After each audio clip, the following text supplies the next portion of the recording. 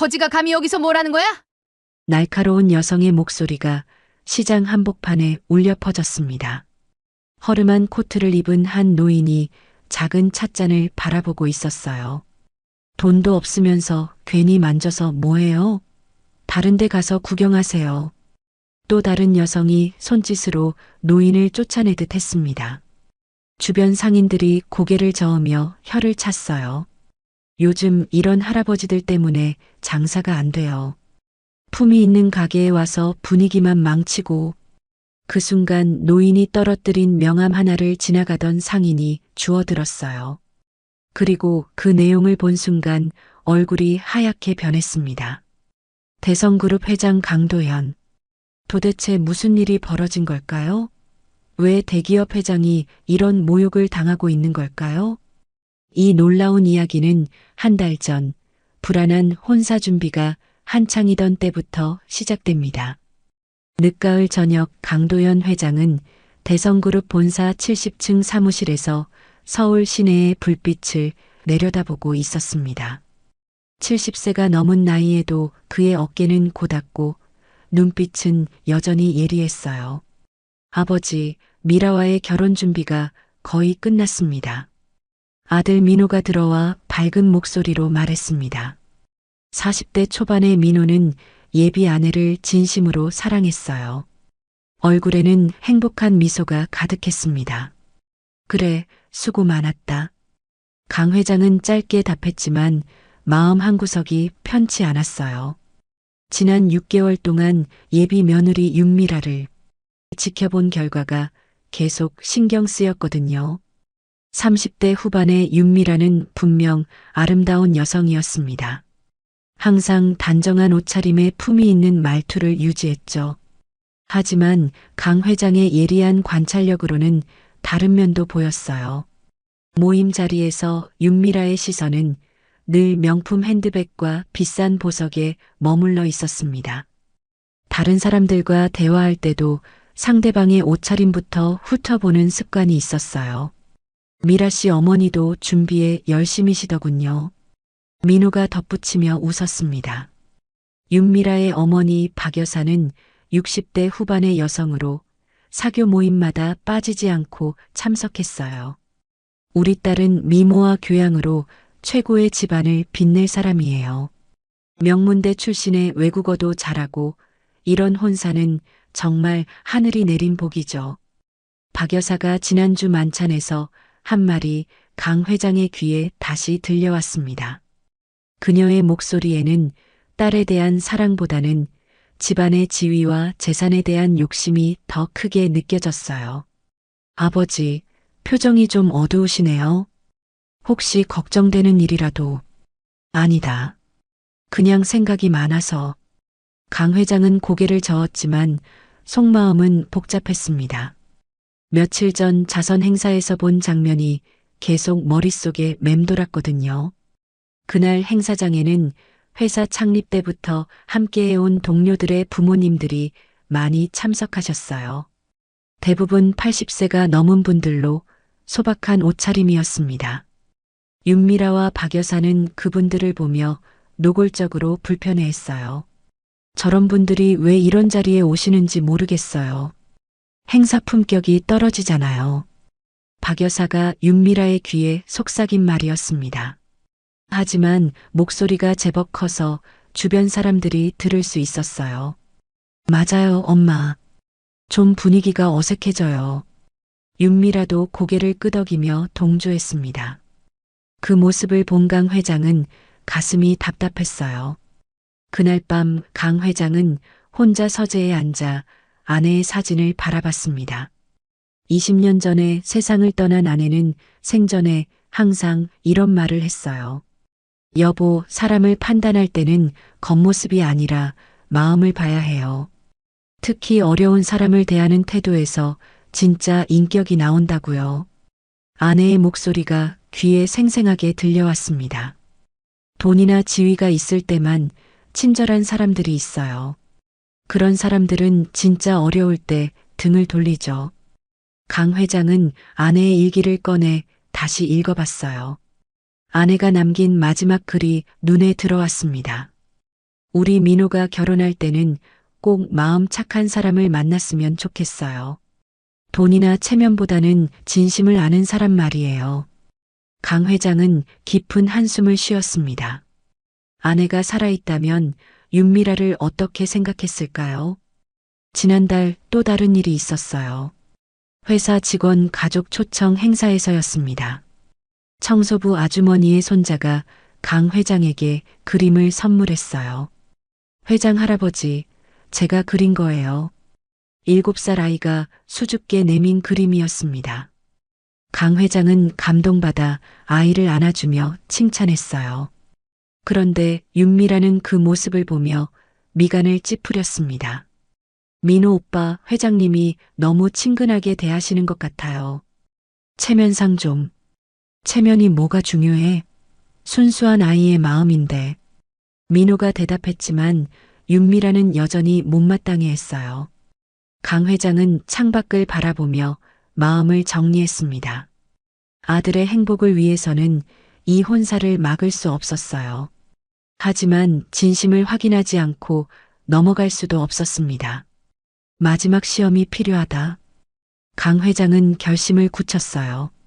사람의 본심이 가장 잘 드러나는 곳에서 윤미라와 박 여사를 시험해 보기로 했습니다. 바로 전통시장이었어요. 그곳에서라면 화려한 가면을 벗고 진짜 모습을 보여줄 테니까요. 다음 날 이른 아침 강 회장은 비서실장을 불렀습니다. 실장, 특별한 업무를 맡기겠습니다. 네, 회장님. 무엇이든 말씀하세요. 언론에 우리 회사 유동성 위기설을 흘려보내세요. 하지만 아주 은밀하게요. 비서실장의 눈이 휘둥그레졌어요. 회장님, 그런 소문이 돌면 주가가 폭락할 수도. 걱정 마십시오. 모든 것은 계획이 있습니다. 그리고 이 서류들을 준비해 주세요. 강 회장이 건넨 것은 가짜 은행 잔고 증명서와 부도 직전이라는 허위 회계 보고서였어요. 경영진 퇴출이라는 내용까지 들어 있었습니다. 물론 완벽하게 조작된 것들이었습니다. 이것들은 절대 외부에 유출되면 안 됩니다. 오직 한 사람에게만 보여줄 거예요. 알겠습니다, 회장님. 비서실장은 여전히 의아해했지만 지시를 따랐어요. 강 회장은 집으로 돌아가 옷장을 뒤졌습니다. 가장 낡고 해진 코트를 꺼내 입었어요. 평소 반듯하게 빗어넘긴 머리도 일부러 흐트러뜨렸습니다. 거울을 보니 평범한 동네 할아버지 같았어요. 비싼 시계도 벗어두고 오래된 플라스틱 시계를 찾습니다. 이제 진짜 시험이 시작된다. 강 회장은 낡은 구두를 신고 집을 나섰어요. 한편 서울 종로의 한 전통시장에서는 윤미라가 친정어머니 박 여사와 함께 바쁘게 움직이고 있었습니다. 미라야, 결혼 준비용 그릇들을 여기서 고르자. 어차피 하루 쓸 건데 굳이 백화점에서 비싸게 살 필요 있나? 박 여사가 실용적인 제안을 했어요. 윤미라도 고개를 끄덕였습니다. 맞아요, 엄마. 그래도 우리 품격에 맞는 것들로 골라야죠. 두 사람은 시장 안쪽의 작은 그릇 가게에서 상인과 협상했어요. 아줌마, 우리가 하루만 장사하게 해주세요. 결혼 준비용 물건들 사려고 하는데. 그래도 되겠어요? 그럼 자리세만 조금 받을게요. 친절한 상인 덕분에 윤미라와 박 여사는 가게 한쪽에 임시 판매대를 차릴 수 있었어요. 멀리서 이 모습을 지켜보던 강 회장은 신문을 펼쳐들고 벤치에 앉았습니다. 예비 며느리의 진짜 모습을 확인할 시간이었어요. 오전 10시쯤 시장에 손님들이 하나둘 늘어나기 시작했습니다. 첫 번째 손님은 깔끔한 양복을 입은 중년 남성이었어요. 명품 가방을 든 부인과 함께 윤미라의 임시 가게로 다가왔습니다. 혹시 이 찻잔 세트 얼마인가요? 아, 네. 좋은 눈 가지셨어요. 이건 정말 품질 좋은 도자기예요. 윤미라의 얼굴에 환한 미소가 피어났습니다. 마치 백화점 직원처럼 정성스럽게 설명했어요. 원래는 5만 원인데 특별히 4만 원에 드릴게요. 포장도 예쁘게 해드릴 테니까요. 감사합니다. 정말 친절하시네요. 양복 입은 손님은 만족스러워하며 돈을 건넸어요. 윤미라는 정말 정성스럽게 포장지로 싸주며 몇 번이나 인사했습니다. 다음에 또 오세요. 좋은 물건들 많이 준비해 놓을게요. 박 여사도 옆에서 화사한 미소를 지으며 손님을 배웅했어요. 역시 우리 딸은 장사 솜씨가 있어. 손님 응대가 완벽하다. 그런데 양복 입은 손님이 채 멀어지기도 전에 작업복을 입은 아저씨가 같은 찻잔을 가리켰어요. 아줌마, 이거 얼마예요? 순간 윤미라의 표정이 180도 바뀌었습니다. 방금 전에 친절한 미소는 온데간데 없이 사라졌어요. 그건 7만 원이에요. 같은 찻잔이었는데 가격이 3만 원이나 올랐습니다. 작업복 차림의 손님은 고개를 저으며 발걸음을 돌렸어요. 너무 비싸네요. 비싸긴요. 품질 생각하면 싼 거예요. 윤미라가 차갑게 대답했습니다. 강 회장은 멀리서 이 광경을 지켜보며 가슴이 답답해졌어요. 예상한 일이지만 직접 보니 더욱 씁쓸했습니다. 박 여사가 옆에서 혀를 찼어요. 요즘 이런 사람들이 너무 많아서 장사가 안 돼. 돈도 없으면서 괜히 와서 시간만 잡아먹고. 목소리가 꽤 컸습니다. 주변 상인들이 고개를 돌려 쳐다볼 정도였어요. 강 회장은 이제 직접 나설 때가 왔다고 생각했습니다. 점심시간이 가까워지자 시장은 더욱 붐볐습니다. 다양한 사람들이 윤미라의 임시가게 앞을 지나다녔어요. 한 여성이 하얀 원피스를 입고 다가왔습니다. 깔끔한 외모에 좋은 향수 냄새가 났어요. 실례지만 이 접시들 구경 좀 해도 될까요? 물론이죠. 얼마든지 보세요. 윤미라는 즉시 밝은 미소를 지으며 접시를 하나하나 보여줬습니다. 이건 수입 도자기예요. 집들이 선물로 정말 좋죠. 원래 3만 원인데 특별히 2만 5천 원에 드릴게요. 정말요? 감사해요. 포장도 해주시나요? 당연하죠. 예쁘게 포장해 드릴게요. 윤미라는 정성스럽게 포장지를 골라 예쁘게 싸주었어요. 리본까지 달아주며 서비스를 아끼지 않았습니다. 다음에 또 오세요. 더 좋은 물건들로 준비해 놓을게요. 네, 꼭 올게요. 너무 친절하세요. 원피스 입은 여성이 만족스럽게 돌아갔습니다. 박 여사가 딸을 칭찬했어요. 역시 우리 미라는 품격 있는 손님들한테는 완벽하게 대하는구나. 그런데 바로 그때 지팡이를 짚은 할머니가 천천히 다가왔습니다. 낡은 한복을 입고 허리가 굽은 모습이었어요. 할머니가 조심스럽게 같은 접시를 집어들었습니다. 이게 얼마나 하나요? 윤미라의 얼굴이 순식간에 굳어졌어요. 방금 전의 친절함은 어디로 갔는지 차가운 시선으로 할머니를 바라봤습니다. 그건 만지시면 안 돼요. 비싸거든요. 얼마나 하는지만 물어봐도 5만 원이에요. 아니, 6만 원. 같은 접시를 방금 전에는 2만 5천 원에 팔았는데 할머니에게는 2배가 넘는 가격을 불렀어요. 할머니는 놀라며 손을 뒤로 빼셨습니다. 그렇게 비싸군요. 죄송해요. 비싸긴요. 이런 좋은 물건값이 그렇죠. 박 여사가 옆에서 냉정하게 말했어요. 할머니, 이런 데서는 눈으로만 보시는 게 좋을 것 같아요. 깨뜨리시면 물어내셔야 하거든요. 할머니는 마음이 상한 듯 고개를 숙이며 자리를 떠났습니다. 주변 상인들이 이 광경을 보며 수군거렸어요. 저런 태도가 어디 있나? 같은 물건인데 손님마다 가격이 다르네. 할머니께 저렇게 대해도 되나? 하지만 윤미라와 박 여사는 전혀 개의치 않았어요. 오히려 더 당당한 표정을 지었습니다. 요즘 세상이 왜 이런지 모르겠어요. 사지도 못할 거면서 괜히 와서 만지고. 박 여사가 큰 소리로 불평했습니다. 그때 운동복을 입은 젊은 남성이 다가왔어요. 깔끔해 보이는 외모였습니다. 안녕하세요. 혹시 저 화분 얼마인가요? 아, 네. 이건 정말 좋은 화분이에요. 윤미라는 다시 환한 미소를 지었습니다. 원래 4만 원인데 3만 원에 드릴게요. 흙도 좋은 걸로 넣어 드릴게요. 감사합니다. 그럼 하나 주세요. 젊은 남성이 돈을 건네자 윤미라는 정성스럽게 포장했어요. 그런데 그 남성이 떠나기도 전에 허름한 옷을 입은 아저씨가 같은 화분을 가리켰습니다. 저것도 같은 건가요? 윤미라의 표정이 또 바뀌었어요. 그건 비싸요. 7만 원이에요. 아까 그 손님한테는 3만 원이라고 하셨는데요. 아저씨가 당황하며 물었습니다. 그건 특별 할인이었어요.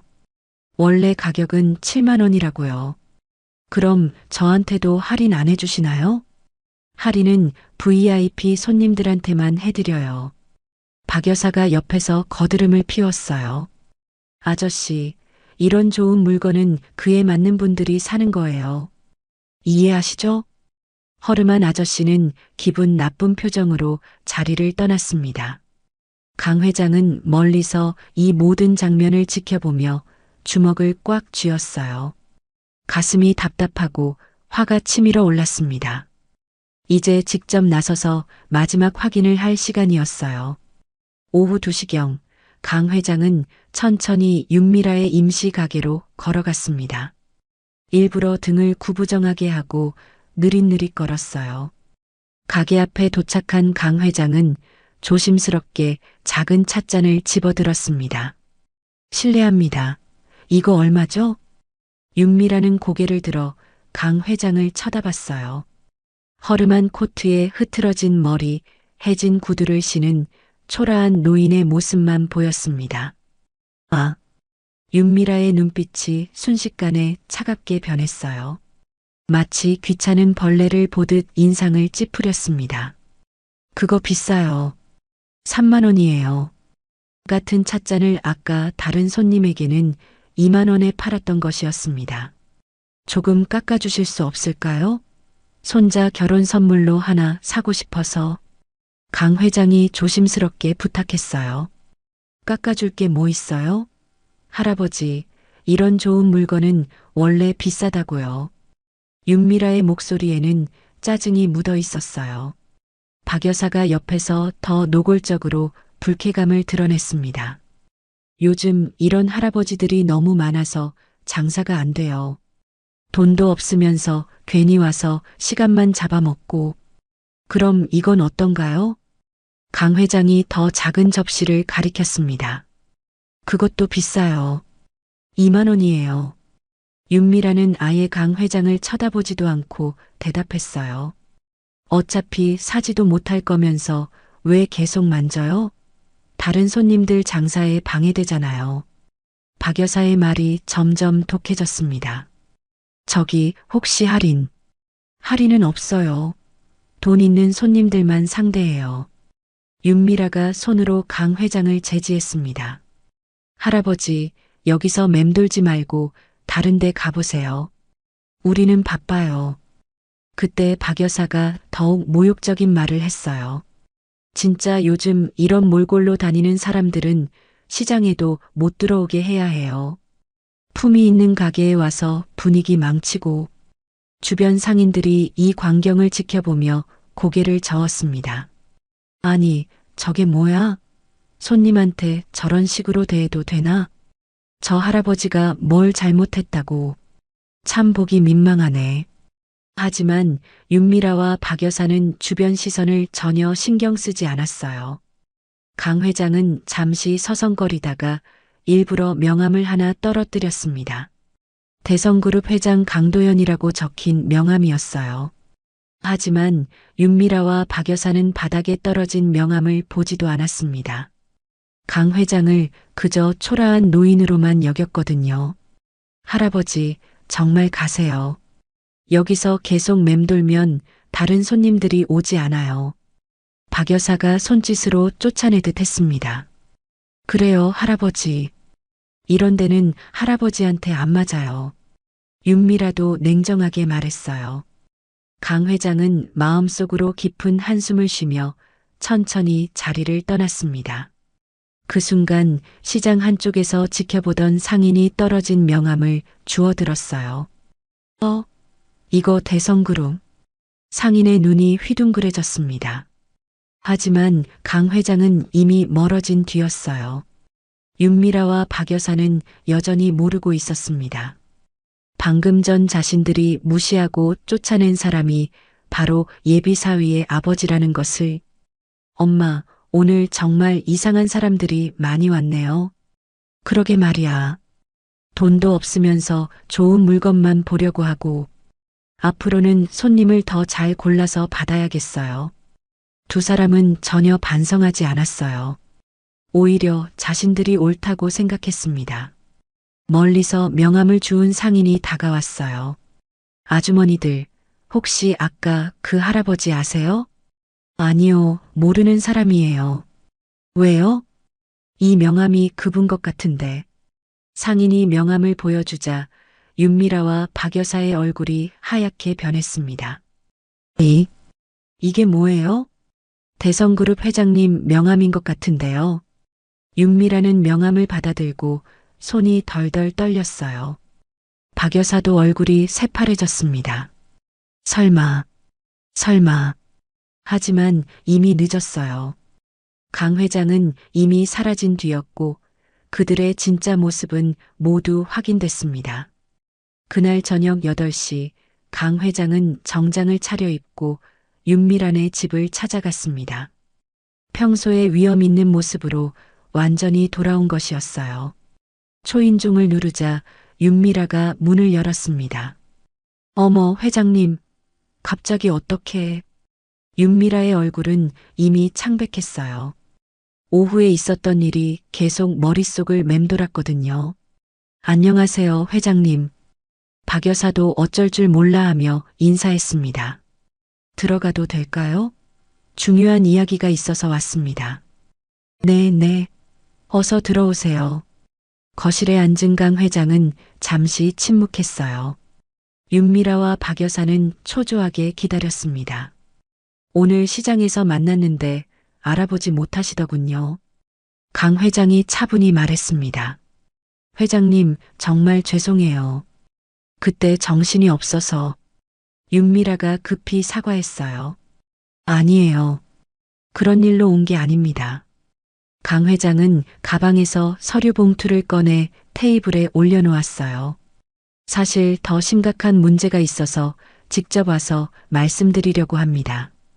첫 번째 서류를 꺼내자 신문 기사가 나왔어요. 대성그룹 유동성 위기 심각, 부도 가능성 높아라는 충격적인 제목이었습니다. 이게 무슨 말씀이세요? 박 여사가 떨리는 목소리로 물었어요. 어제 오후에 터진 일입니다.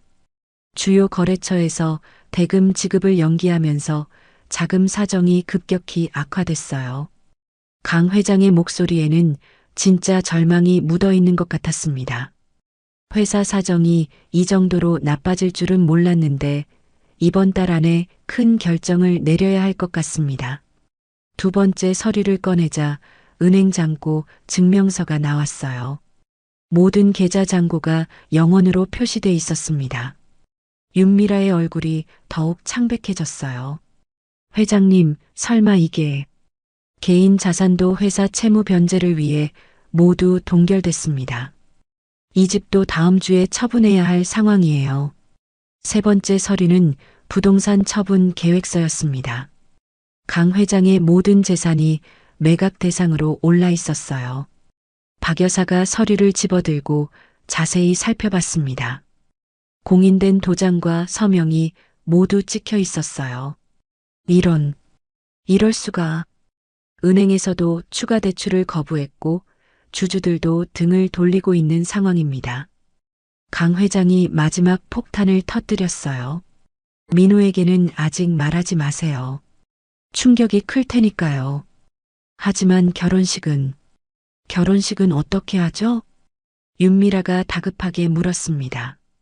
일단 간소하게 치러야겠죠. 아니면 강 회장이 말을 흐렸어요. 윤미라와 박 여사는 그 빈 공간에서 무서운 가능성을 읽었습니다. 회장님, 잠깐 화장실 좀 다녀와도 될까요? 윤미라가 조심스럽게 말했어요. 그러세요. 천천히 생각해 보시기 바랍니다. 강 회장이 화장실로 향하자 모녀는 급히 부엌으로 가서 속삭였어요. 미라야, 이거 완전히 망한 거 아냐? 그러게요, 엄마. 이런 식이면 우리가 고생만 하게 돼요. 망한 집안과 혼인했다가는 우리 딸 인생도 끝이야. 박 여사의 목소리가 점점 차가워졌어요. 엄마, 사랑만으로는 살 수 없어요. 현실적으로 생각해야죠. 그럼 파혼을? 다른 방법이 있겠어요? 이런 상황에서 결혼할 수는 없잖아요. 두 사람은 빠르게 결론을 내렸습니다. 강 회장이 돌아왔을 때 그들의 표정은 이미 결정된 상태였어요. 회장님, 저희도 이 상황을 이해합니다만. 윤미라가 조심스럽게 말을 시작했어요. 혹시 결혼을 조금 연기하는 게 어떨까요? 상황이 좋아질 때까지. 박 여사도 거들었습니다. 그게 서로에게 좋을 것 같아요. 어려운 상황에서 결혼하면 부담만 될 테니까요. 강 회장은 속으로 쓴웃음을 지었어요. 예상했던 반응이었지만 직접 듣고 보니 더욱 실망스러웠습니다. 그렇게 생각하시는군요. 죄송해요, 회장님. 하지만 현실적으로. 알겠습니다. 민호와도 상의해 보겠습니다. 강 회장은 서류를 정리하며 일어났어요. 이제 마지막 단계만 남았습니다. 다음 날부터 윤미라의 태도가 확연히 달라졌습니다. 민호와의 데이트에서도 예전 같은 애정을 찾아볼 수 없었어요. 미라야, 요즘 표정이 안 좋아 보이는데 무슨 일 있어? 결혼 준비 때문에 스트레스 받나? 민호가 걱정스럽게 물었습니다. 강남의 고급 레스토랑에 앉아 있었지만 윤미라는 음식에 손도 대지 않았어요. 아니에요, 그냥 생각이 많아서요. 윤미라는 애매하게 웃으며 대답했습니다. 하지만 마음속으로는 다른 생각을 하고 있었어요. 어제 본 시아버지의 초라한 모습이 계속 떠올랐거든요. 그리고 그 충격적인 서류들도요. 참, 아버지께서 요즘 회사 일로 많이 힘들어 하시는 것 같아. 좀 걱정돼. 민호의 말에 윤미라는 가슴이 철렁했어요. 역시 아버지 말이 맞았나 보다 싶었습니다. 그런가요? 응, 표정이 많이 어두우셨어. 뭔가 큰 걱정거리가 있으신 것 같던데. 윤미라는 더 이상 대화를 이어갈 수 없었어요. 빨리 집에 가고 싶었습니다. 한편 박 여사는 집에서 친척들에게 전화를 돌리고 있었어요. 언니, 미라 결혼식 일정 좀 늦춰야겠어. 왜? 무슨 일인데? 준비 다 끝났다고 하지 않았어? 사돈댁 사정이 좀. 자세한 건 나중에 말할게. 일단 연기하는 게 좋을 것 같아. 박 여사는 이미 마음속으로 혼사를 포기하고 있었습니다. 언니, 솔직히 말하면 요즘 대기업들도 믿을 게 못 되더라고. 하루아침에 망하는 경우가 얼마나 많은데. 그래도 대성그룹이잖아. 그렇게 쉽게 망하겠어? 몰라, 언니. 망한 집안과 혼인했다가는 우리 딸 인생도 망하잖아. 박 여사는 이제 아예 노골적으로 본심을 드러냈어요. 며칠 후 박 여사는 시장에 나가 주변 상인들에게도 넌지시 상황을 흘렸습니다. 요즘 대기업 사장들도 믿을 게 못 되더라고요. 겉으로는 멀쩡해 보여도 속으로는 빚더미인 경우가 많다고 하던데. 무슨 말씀이세요? 그냥 하는 말이에요. 요즘 세상이 그렇다는 거지. 그래도 강 회장님은 좋은 분 같던데요. 어려운 사람들도 잘 도와주시고. 시장 상인이 말했지만 박 여사는 코웃음을 쳤어요. 좋은 사람이 뭐가 중요해요? 돈이 있어야 좋은 사람 소리를 듣는 거지. 돈 없으면 아무것도 아니에요. 그래도 인품이 더 중요하지 않나요? 인품으로 밥 먹고 살 수 있나요? 현실을 모르시는군요. 박 여사의 말을 들은 상인들은 고개를 저었습니다. 저 양반이 원래 저런 사람이었나? 돈만 보는 사람이었구나. 한편 민호는 아버지를 찾아가 고민을 털어놨어요. 아버지, 미라가 요즘 너무 이상해요. 만날 때마다 뭔가 피하는 것 같고 대화도 잘 안 되고. 그런가? 결혼 전이니까 긴장하는 모양이다. 강 회장은 여전히 침묵을 지켰습니다. 아들이 직접 진실을 깨닫기를 기다리고 있었어요. 혹시 회사 상황 때문에 미라가 부담스러워하는 건 아닐까요? 그럴 수도 있겠다. 하지만 민호야, 진짜 사랑한다면 어려울 때 더 의지가 되어줘야 하는 거 아닌가? 맞는 말씀이에요. 하지만 미라는 그런 사람이 아니에요. 분명 다른 이유가 있을 거예요. 민호는 아직도 윤미라를 믿고 싶어 했어요. 그날 밤 윤미라는 어머니와 마지막 상의를 했습니다. 엄마, 정말 이대로 파혼하는 게 맞을까요? 민호 오빠는 정말 좋은 사람인데. 미라야, 좋은 사람이라고 다 결혼할 수 있는 건 아니야. 현실을 봐야지. 하지만 사랑하는데. 사랑만으로 살 수 있나? 돈 없으면 사랑도 금방 식어. 가난한 집안으로 시집가서 고생하는 딸 보면서 엄마가 얼마나 마음 아프겠어. 박 여사의 말이 점점 강해졌어요. 차라리 처음부터 깔끔하게 정리하자. 쓸모없는 늙은이하고 엮여서 뭘 하겠어. 엄마, 그런 말씀은. 왜? 사실이잖아. 이제 우리 인생에서 빼야지, 그런 사람들. 모녀의 대화는 점점 노골적으로 변해갔습니다. 민호 오빠한테는 뭐라고 말하죠? 솔직하게 말해. 경제적 기반 없이는 결혼할 수 없다고. 상처받을 텐데. 상처는 잠깐이야. 평생 가난하게 사는 것보다 낫지. 하지만 그들이 모르는 것이 있었어요. 이 모든 대화가 은밀히 녹음되고 있다는 사실을. 강 회장의 마지막 시험이 막바지에 다다르고 있었습니다.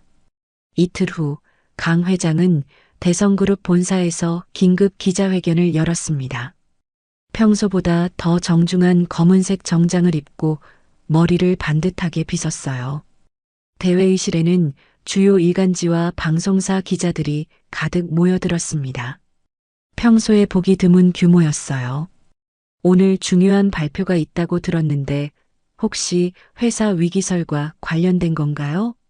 부도설이 사실인지 확인해 주세요. 후계 구도에 변화가 있는 건가요? 기자들의 질문이 쏟아졌습니다. 강 회장은 차분히 자리에 앉아 마이크를 켰어요. 오늘 여러분들께 매우 특별한 이야기를 들려드리겠습니다. 그리고 그에 관한 증거도 함께 공개하겠습니다. 대형 스크린이 켜지면서 영상이 재생되기 시작했어요. 바로 며칠 전 시장에서 몰래 촬영한 영상이었습니다.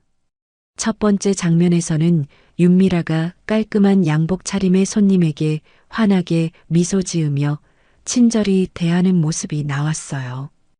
이 찻잔 정말 좋은 거예요. 특별히 할인해서 4만 원에 드릴게요. 정성스럽게 포장하며 인사하는 모습까지 선명했습니다. 그 다음에는 작업복을 입은 손님이 같은 찻잔을 물어볼 때의 장면이 이어졌어요. 그건 7만 원이에요. 비싸긴 하지만 품질이 좋거든요. 차가운 표정으로 대하는 윤미라의 모습이 대조적으로 보였습니다. 기자들이 웅성거리기 시작했어요. 이어서 더 충격적인 장면들이 나왔습니다. 허름한 할머니에게 물건을 만지지 말라고 하는 장면, 작업복 차림의 손님을 노골적으로 무시하는 장면들이 연속으로 재생됐어요. 그거 만지지 마세요. 깨뜨리시면 물어내셔야 해요.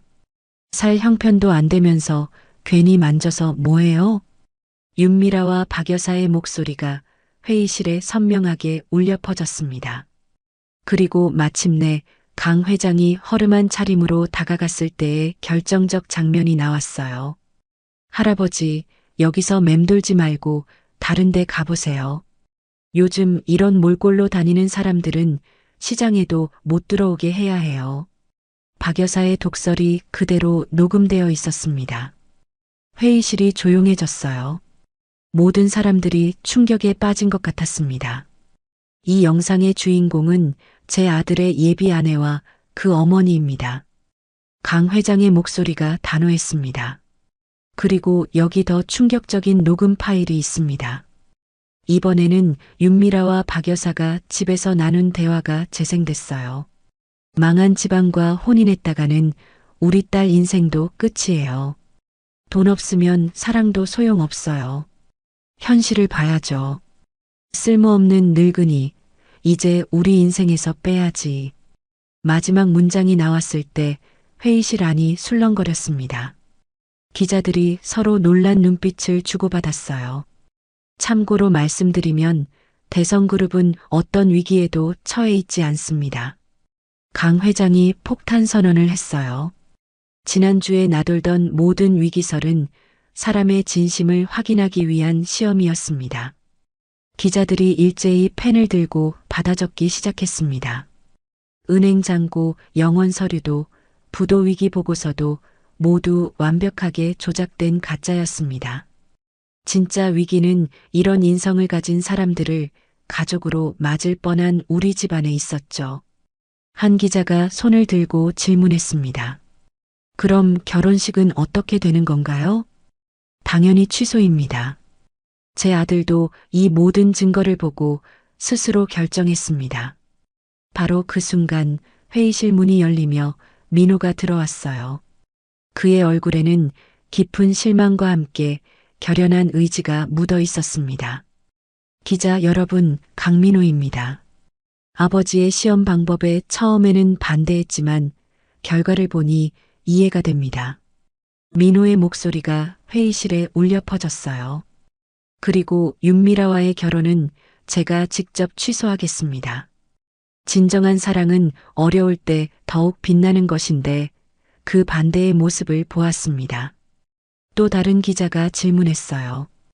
회장님께서는 왜 이런 극단적인 방법을 선택하셨나요?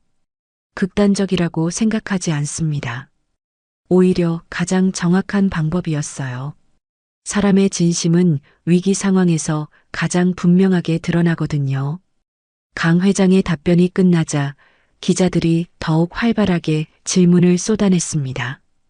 이 기자회견은 당일 저녁 뉴스의 톱뉴스가 되었고 다음 날 모든 신문 일면을 장식했어요. 기자회견이 끝난 지 1시간 후 윤미라와 박 여사는 급히 대성그룹 본사로 달려왔습니다. 두 사람의 얼굴은 새하얗게 질려 있었어요. 회장님, 제발 한 번만 만나주세요. 윤미라가 로비에서 울먹이며 소리쳤습니다. 하지만 경비원들이 막아서며 올라오지 못하게 했어요. 미안하지만 회장님께서는 면회를 거부하셨습니다. 제발요. 오해라고 전해주세요. 박 여사도 필사적으로 애원했지만 소용없었어요. 민호가 로비로 내려왔습니다. 그의 표정은 차가웠어요. 민호 오빠, 정말 오해예요. 그런 뜻이 아니었어요. 윤미라가 민호에게 달려가며 팔을 잡았습니다. 미라 씨, 이제 그만하세요. 민호는 조용히 윤미라의 손을 뿌리쳤어요.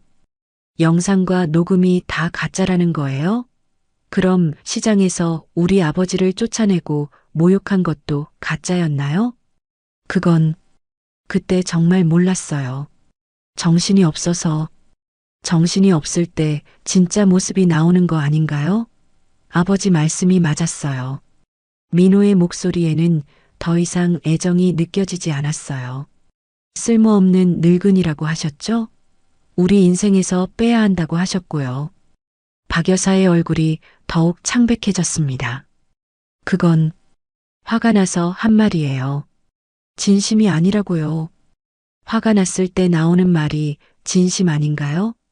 민호는 더 이상 들을 생각이 없었어요. 미라 씨, 그동안 고마웠습니다. 하지만 우리는 여기서 끝입니다. 민호 오빠, 제발 한 번만 더 기회를. 기회는 충분히 드렸어요. 아버지께서 위기에 빠졌을 때 저희를 버리려고 했잖아요. 민호는 돌아서서 엘리베이터로 향했습니다. 윤미라와 박 여사는 멍하니 서 있을 수밖에 없었어요. 며칠 후, 이 사건은 사회 전체의 화제가 되었습니다. 시장에서는 상인들이 이 이야기로 떠들썩했어요. 그때 우리가 다 봤잖아. 정말 대단한 일이었어. 돈만 보고 사람을 판단하면 안 되는데 말이야. 강 회장님은 정말 지혜로운 분이야. 그런 시험을 생각해내다니. 그래도 좀 극단적이지 않았나? 아니야, 결혼 전에 확인하는 게 맞지. 결혼 후에 알면 더 큰 문제가 되잖아. 한편 윤미라와 박 여사는 집에 틀어박혀 지냈어요. 언론의 관심과 주변의 시선이 부담스러웠거든요. 엄마, 이제 어떻게 해요? 모르겠다. 이렇게 될 줄 알았으면 처음부터 그냥 진심으로 대했으면 됐을 텐데요. 하지만 이미 돌이킬 수 없었어요. 강 회장은 조용히 사무실에서 아내의 사진을 바라보고 있었습니다. 여보, 당신 말이 맞았어요. 사람의 진짜 모습은 어려운 이웃을 대하는 태도에서 드러나는군요. 그때 문이 열리며 손녀 세린이 들어왔어요. 할아버지, 괜찮으세요?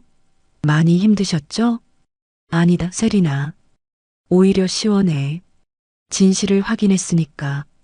세린은 할아버지 곁에 앉으며 걱정스럽게 말했습니다. 민호 삼촌은 많이 상처받으셨을 것 같아요. 그래, 하지만 지금 아픈 게 나중에 더 큰 고통을 막는 거다. 민호도 나중에는 고마워할 거야.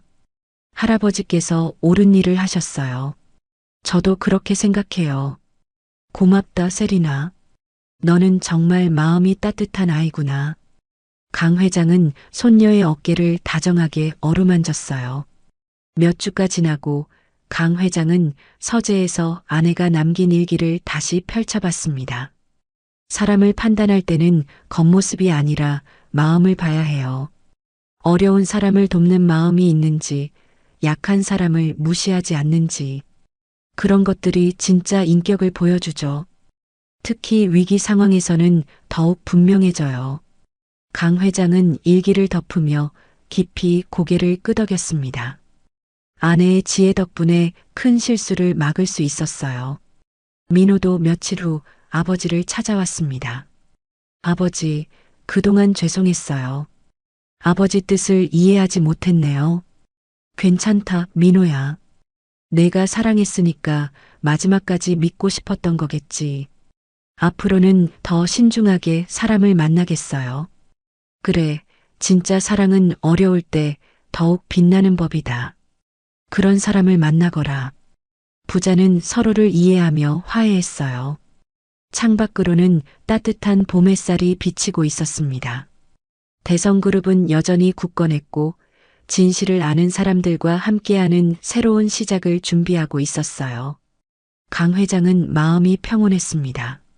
사람의 진심을 제대로 확인했고 아들도 올바른 선택을 했으니까요. 그날 저녁 강 회장은 세린과 함께 조용한 저녁 식사를 했습니다. 할아버지, 앞으로 회사는 어떻게 하실 거예요? 세린이 조심스럽게 물었어요. 진심을 아는 사람들과 함께 계속 이어나갈 거다. 너도 그중 하나고. 세린의 눈에 기쁨이 어렸습니다.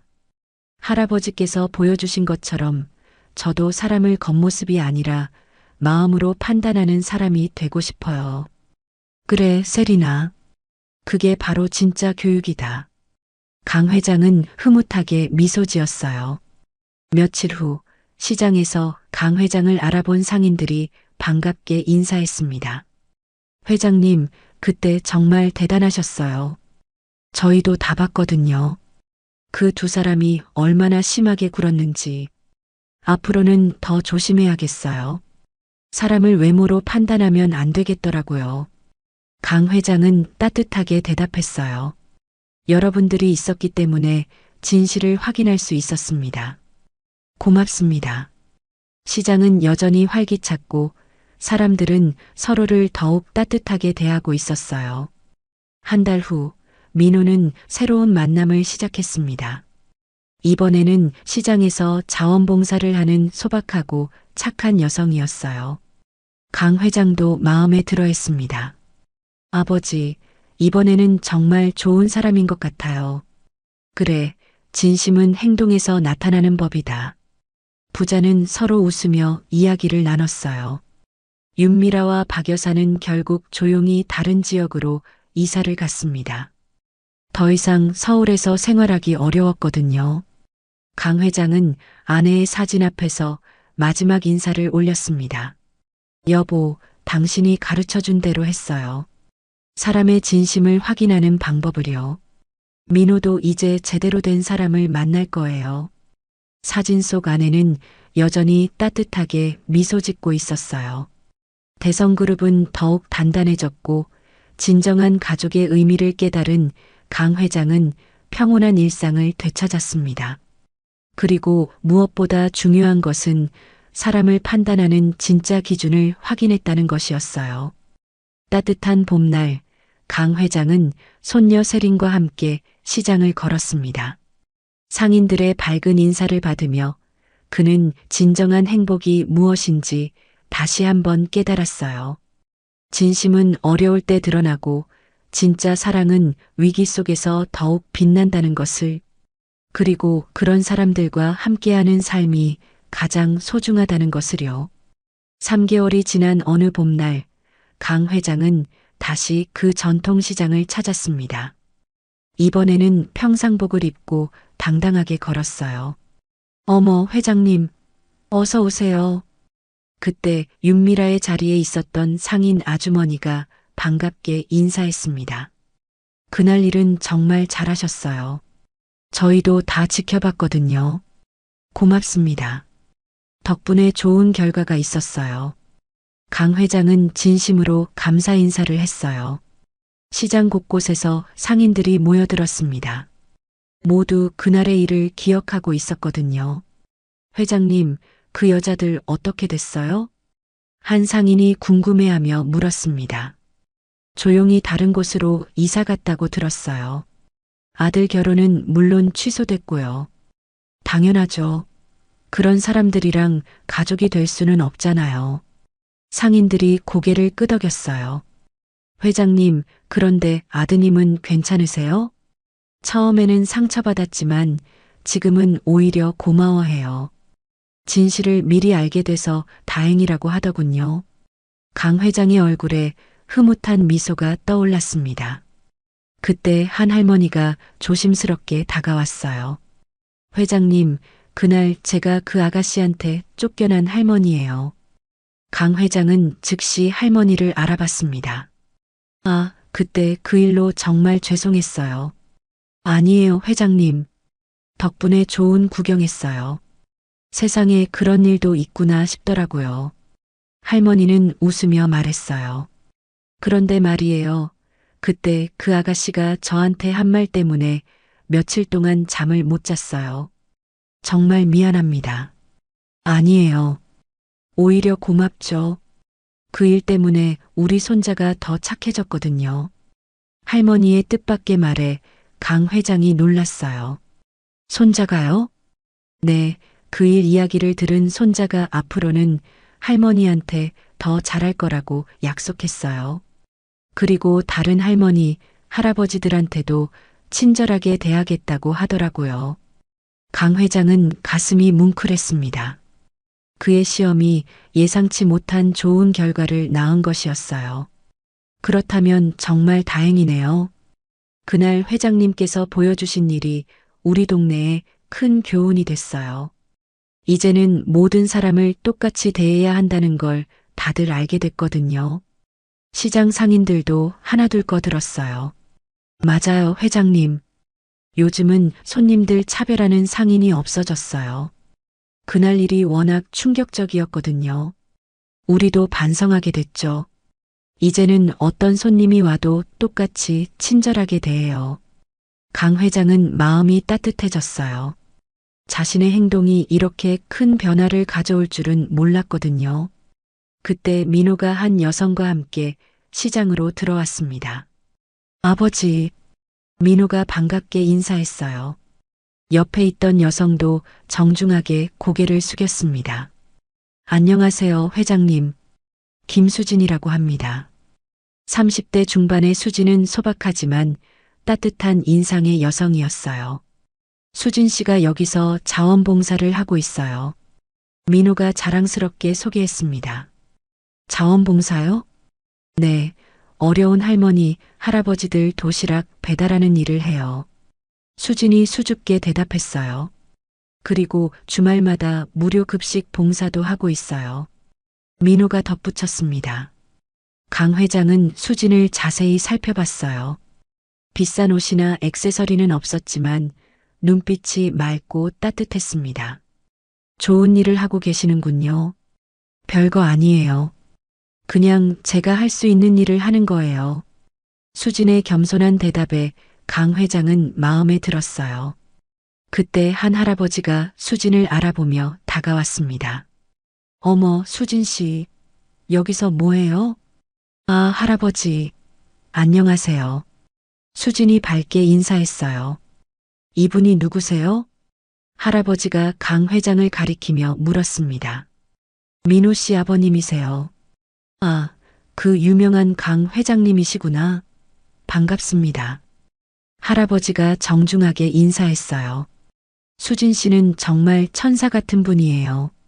우리 같은 늙은이들 챙기느라 얼마나 고생하는지 몰라요. 그런가요? 강 회장이 관심 있게 물었습니다. 매일 도시락 가져다 주시고 아픈 데 있으면 병원까지 데려가 주시고 정말 고마운 분이에요. 할아버지의 칭찬에 수지는 얼굴이 빨개졌어요. 할아버지, 과찬이세요. 과찬이 아니야. 요즘 같은 세상에 이런 마음씨 가진 사람이 어디 있어? 강 회장은 수진을 보며 마음이 흐뭇해졌습니다. 윤미라와는 정반대의 사람이었어요. 수진 씨, 언제부터 봉사활동을 시작하셨어요? 3년 전부터요. 어머니가 돌아가시고 나서 시작했어요. 어머니가요? 네, 어머니가 생전에 항상 말씀하셨거든요. 어려운 사람들을 도우며 살라고요. 수진의 눈에 잠시 슬픔이 스쳤어요. 어머니가 그런 분이셨구나. 네, 평생 남을 위해 살다 가신 분이에요. 저도 그렇게 살고 싶어요. 강 회장은 수진의 진심을 느낄 수 있었어요. 가식이나 계산이 전혀 없는 순수한 마음이었습니다. 민호가 아버지를 바라보며 말했어요. 아버지, 수진 씨는 제가 대성그룹 후계자라는 걸 모르고 만났어요. 정말요?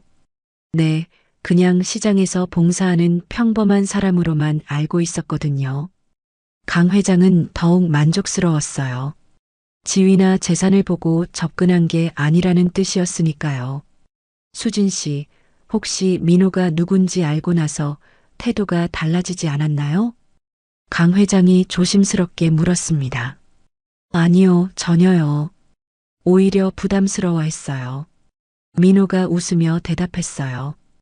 왜 그런 중요한 걸 미리 말하지 않았냐고 화내더라고요. 정말 놀랐어요. 그런 분이 왜 저 같은 사람이랑.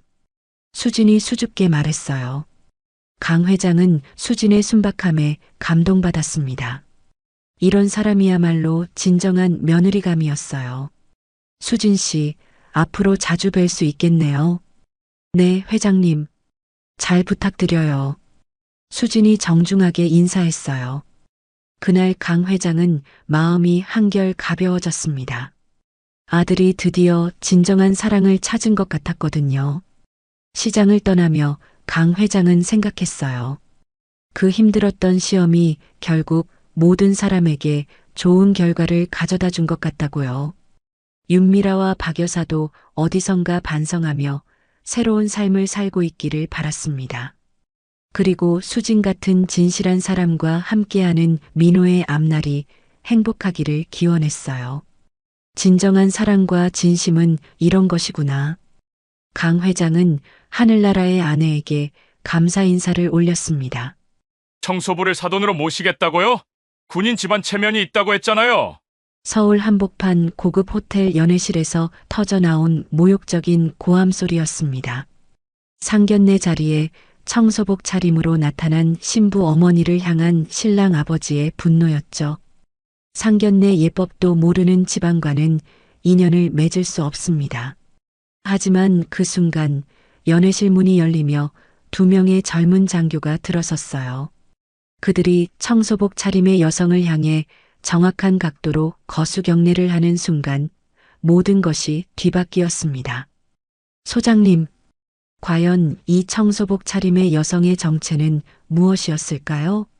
그리고 모욕을 퍼부었던 군인은 어떤 운명을 맞게 될까요? 이야기는 이 충격적인 상견례가 벌어지기 바로 그날부터 시작됩니다. 서울 용산구 한빛호텔 연회실에 오후 햇살이 부드럽게 스며들었습니다. 크림색 대리석 바닥과 화려한 크리스털 샹들리에가 고급스러운 분위기를 자아냈어요. 정갈하게 차려진 원목 테이블 위로 은은한 꽃향기가 퍼졌습니다. 신랑 측 아버지 박철민 대령이 가장 먼저 도착했어요.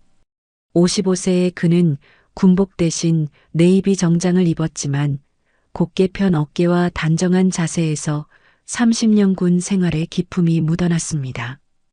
연회실을 한 바퀴 둘러보며 만족스러운 표정을 지었어요. 역시 한빛 호텔이야. 장성들도 자주 오는 곳이라 격이 다르지.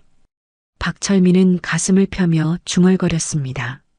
이곳에서 상견례를 하는 것 자체가 자신의 위상을 보여주는 것 같았거든요. 신랑 박상훈과 어머니 윤미경이 뒤따라 들어왔습니다. 30세의 박상훈은 단정한 차림새였고 53세인 윤미경은 고급스러운 분홍색 한복을 입고 머리를 단아하게 올렸어요. 아버님, 정말 좋은 곳을 잡으셨네요. 윤미경이 연회실을 둘러보며 말했습니다. 당연하지. 군 간부들이 중요한 자리를 가질 때 이용하는 곳이야. 체면상 이 정도는 되어야 하는 거고. 박철민의 목소리에는 자부심이 가득했어요.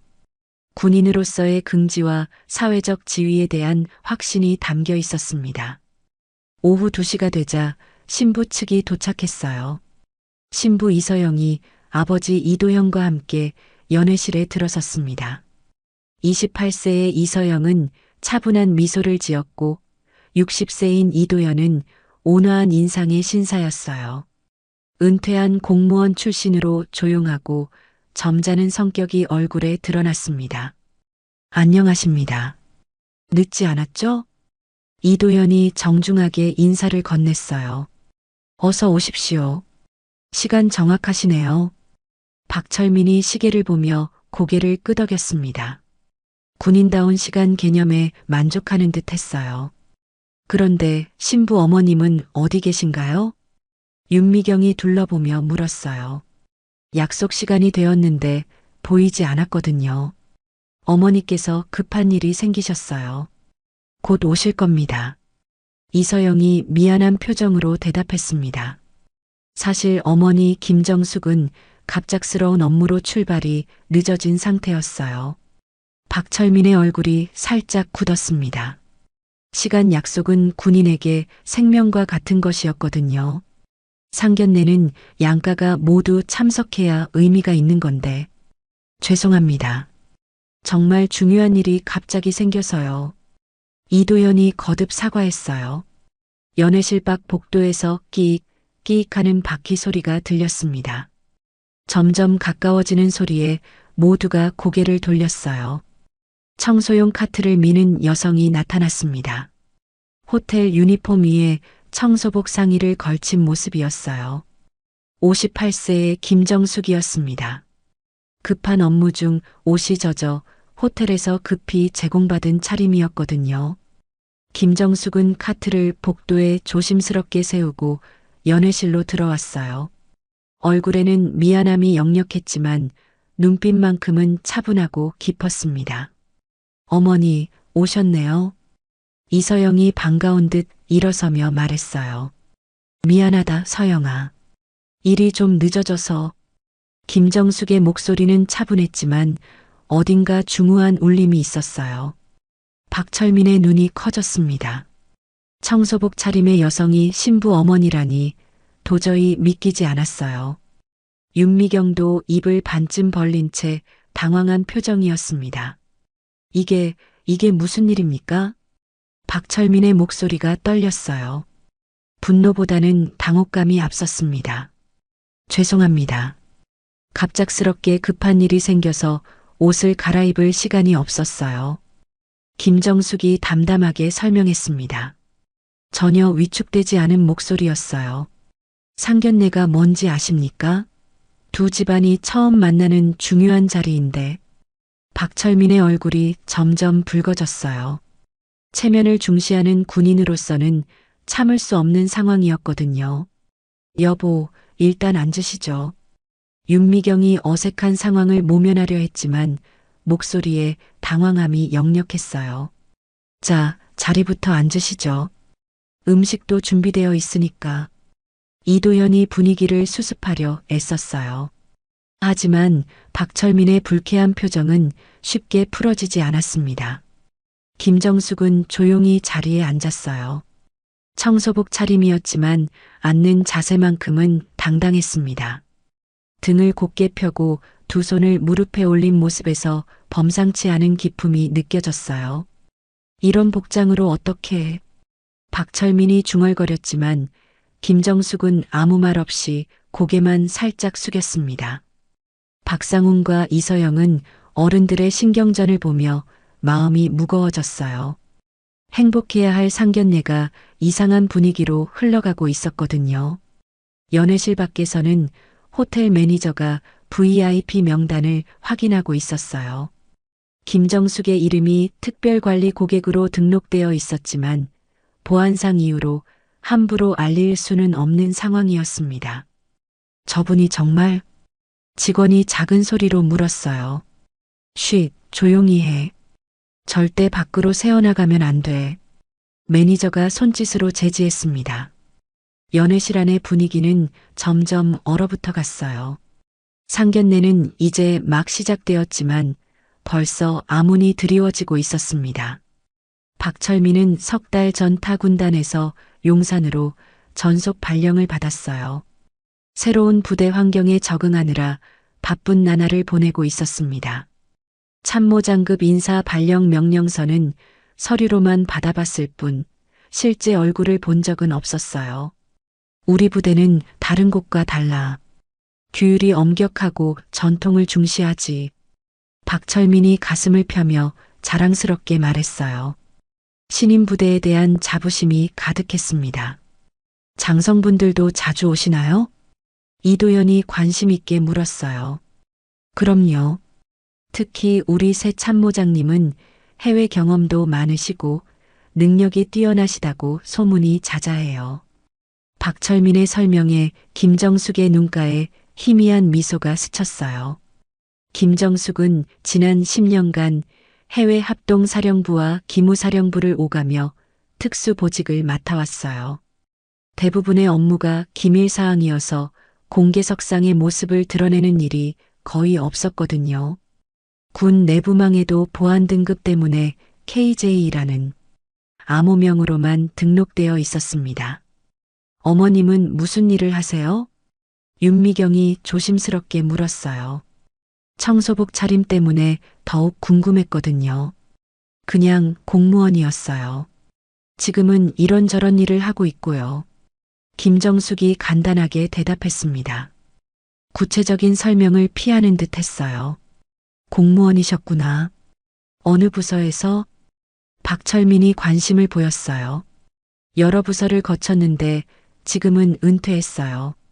김정숙의 대답은 여전히 모호했습니다. 박철민은 김정숙이라는 이름을 들었지만 너무 흔한 이름이라 특별히 생각하지 않았어요. 설마 그 김정숙 소장일 거라고는 꿈에도 생각하지 못했거든요. 이서영은 어머니의 진짜 신분을 알고 있었어요. 하지만 평범하게 살고 싶어 하는 어머니의 뜻을 존중했습니다. 가족들도 군 밖에서는 절대 어머니 직업을 드러내지 않기로 약속했거든요. 그런데 어머니께서 왜 이런 차림으로? 박상훈이 궁금해하며 조심스럽게 물었어요. 일하다가 옷이 젖어서 급하게 빌려 입고 왔어. 양해해줘. 김정숙이 차분하게 설명했습니다. 사실 김정숙은 오늘 오전 한빛호텔 보안 점검 업무를 수행하고 있었어요. 민간인으로 위장해 호텔 내부 취약점을 확인하는 특수 임무였거든요. 배관 사고로 옷이 젖자 호텔 측에서 급히 청소복을 제공했던 거였습니다. 호텔 일을 하시는 건가요? 윤미경이 짐작해서 물었어요. 아니에요. 그냥 잠깐 도움을 받은 거예요. 김정숙이 정정했습니다. 이 호텔도 군 관련 행사를 많이 하던데요. 김정숙이 자연스럽게 화제를 돌렸어요. 맞습니다. 우리 부대 장교들 승진 축하연도 여기서 하고 중요한 회의도 종종 열려요. 박철민이 득에양양하게 대답했어요. 자신의 인맥과 부대의 위상을 과시하고 싶었거든요. 군납업체들도 자주 오나요? 김정숙의 질문이 날카로워졌어요. 그렇죠. 깨끗하고 보안도 좋아서 업체 대표들이 선호하는 편이에요. 박철민의 대답에 김정숙은 속으로 고개를 끄덕였어요. 최근 첩보와 일치하는 정보였거든요. 연회실 밖에서 웅성거리는 소리가 들렸어요. 민국방산이라고 쓰인 상자들을 나르는 호텔 직원들의 목소리였습니다. 오늘 호텔에 무슨 행사라도 있나 보네요.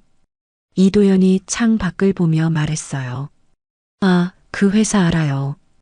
우리 부대에 물품 납품하는 업체 중 하나예요. 박철민이 설명했습니다. 하지만 김정숙의 표정이 미묘하게 변했어요. 자주 거래하시나요? 꽤 자주죠. 사장이 예의가 바르고 품질도 좋아서. 박철민의 말에 김정숙은 마음속으로 메모했어요. 음식이 나오기 시작했어요. 전복찜과 갈비찜, 각종 나물이 정갈하게 차려졌습니다. 하지만 분위기는 음식만큼 따뜻하지 못했어요. 이런 좋은 자리인데. 윤미경이 아쉬운 듯 중얼거렸어요. 신부 어머니의 차림새가 계속 거슬렸거든요. 김정숙은 젓가락을 들며 상황을 차분히 관찰했어요. 상대방의 반응, 호텔의 분위기, 밖에서 들리는 소리까지 모든 것이 그녀의 수사망에 걸려들고 있었습니다. 박상훈과 이서영은 부모들의 어색한 대화를 들으며 걱정이 앞섰어요. 상견례가 이런 식으로 흘러가도 되는 걸까요? 진실은 아직 숨겨져 있었어요. 하지만 점차 그 실체가 드러날 시간이 다가오고 있었습니다. 메인 코스가 올라왔어요. 전복찜에서 나는 고소한 향과 갈비찜의 달콤한 냄새가 식욕을 자극했습니다. 하지만 테이블을 둘러싼 분위기는 점점 차가워지고 있었어요. 박철민이 수저를 들면서 입을 열었습니다. 군인 집안에서는 시간 약속을 생명처럼 여깁니다. 10분, 20분 늦는다는 건 상상할 수 없는 일이죠. 그의 목소리에는 명백한 질책의 의미가 담겨 있었어요. 죄송합니다. 정말 급한 일이.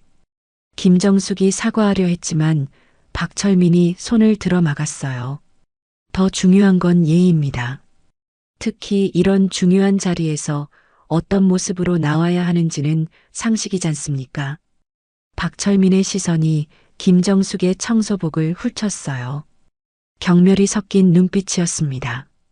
여보.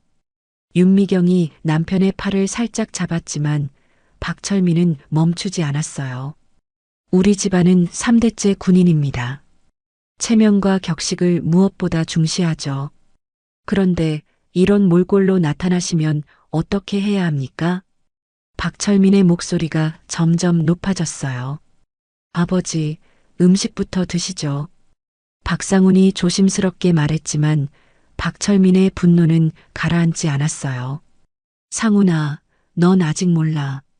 군인 집안의 위신이 얼마나 중요한지. 이런 식으로 나오면 우리가 뭐가 되는 거야? 이서영의 얼굴이 창백해졌어요. 어머니를 향한 모욕을 더 이상 참기 어려웠거든요. 어머니께서 바쁜 일이 있으셔서 그런 거예요. 바빠도 한계가 있어야지.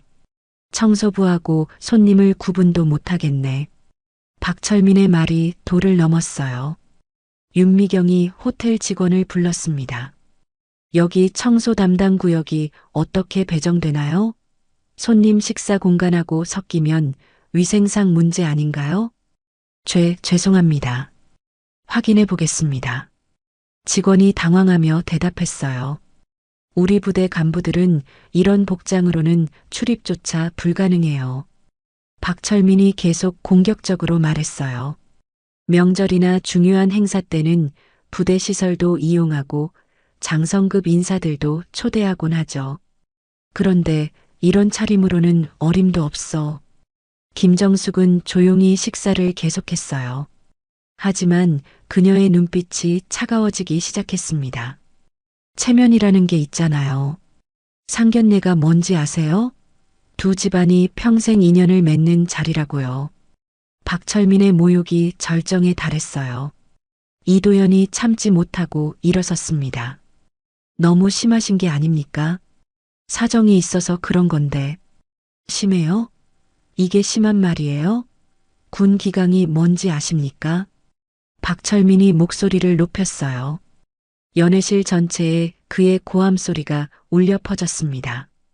바로 그때 연회실 밖에서 쿵 하는 소리가 났어요. 누군가 무거운 물건을 떨어뜨린 모양이었습니다. 아이고, 죄송합니다. 호텔 직원의 사과하는 소리가 들렸어요. 김정숙이 자연스럽게 고개를 돌려 밖을 보았어요. 민국방산이라고 쓰인 상자가 바닥에 떨어져 있었고 안에서 금속 부품들이 흩어져 나왔습니다. 시끄럽게. 직원 교육이 제대로 안 된 것 같군. 박철민이 짜증스럽게 말했어요. 김정숙은 조용히 핸드폰을 꺼내 떨어진 상자와 부품들을 사진으로 찍었어요. 아무도 모르게 자연스럽게. 저 업체 아세요? 김정숙이 담담하게 물었어요. 민국방산? 우리 부대 단골 납품업체죠. 사장하고도 친분이 있고. 박철민이 자랑스럽게 대답했어요. 친분이요? 가끔 이런 자리에서 만나기도 하고 골프도 함께 치죠. 업무상 필요한 관계거든요. 박철민의 말에 김정숙의 눈빛이 더욱 날카로워졌어요. 청소부를 사돈으로 모시겠다고요? 말이 됩니까? 박철민의 모욕이 극에 달했어요. 군인 집안 체면이 있다고 했잖아요. 상견례 예법도 모르는 집안과는 인연을 맺을 수 없어요. 이서영이 더 이상 참지 못하고 일어섰어요. 너무하세요. 어머니께 어떻게 그런 말씀을. 너무해. 이게 너무한 거야? 현실을 직시해야지. 박철민의 목소리가 연회실을 가득 채웠어요. 김정숙은 젓가락을 조용히 내려놓았어요. 그리고 두 손을 무릎 위에 가지런히 올렸습니다. 마치 무언가 중요한 결심을 한 듯한 자세였어요. 분위기는 최악으로 치달았어요. 상견례는 이제 완전히 파탄 직전이었습니다. 연회실 밖에서는 호텔 매니저가 불안한 표정으로 상황을 지켜보고 있었어요. VIP 고객에게 이런 일이 일어나다니. 하지만 함부로 개입할 수는 없는 상황이었습니다. 폭풍 전야의 고요함이 연회실을 감쌌어요. 곧 모든 것이 뒤바뀔 순간이 다가오고 있었습니다. 식후 커피가 준비되는 동안 연회실 밖 복도가 부산해졌어요. 또각또각, 또각또각. 규칙적인 군화 소리가 점점 가까워졌습니다. 두 명의 젊은 장교가 한빛 호텔 로비를 가로질러 급하게 이동하고 있었어요. 한 명은 키가 큰 남자 중이었고 다른 한 명은 단발머리의 여자 소위였습니다. 둘 다 정갈한 정복을 입고 긴장한 표를 지었어요. 여기가 맞습니까? 중이가 호텔 안내판을 확인하며 물었어요. 네, 확실합니다. 3층 다이아몬드 연회실이요. 소희가 손에 든 메모를 다시 한번 확인했어요. 두장교는 엘리베이터를 타고 3층으로 올라갔어요.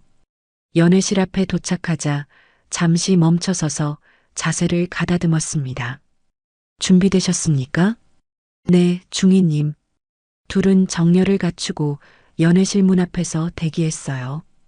연회실 안에서는 여전히 긴장된 분위기가 흘러가고 있었어요.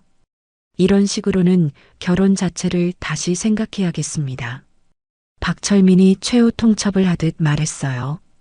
아버님, 그렇게까지 하실 필요는.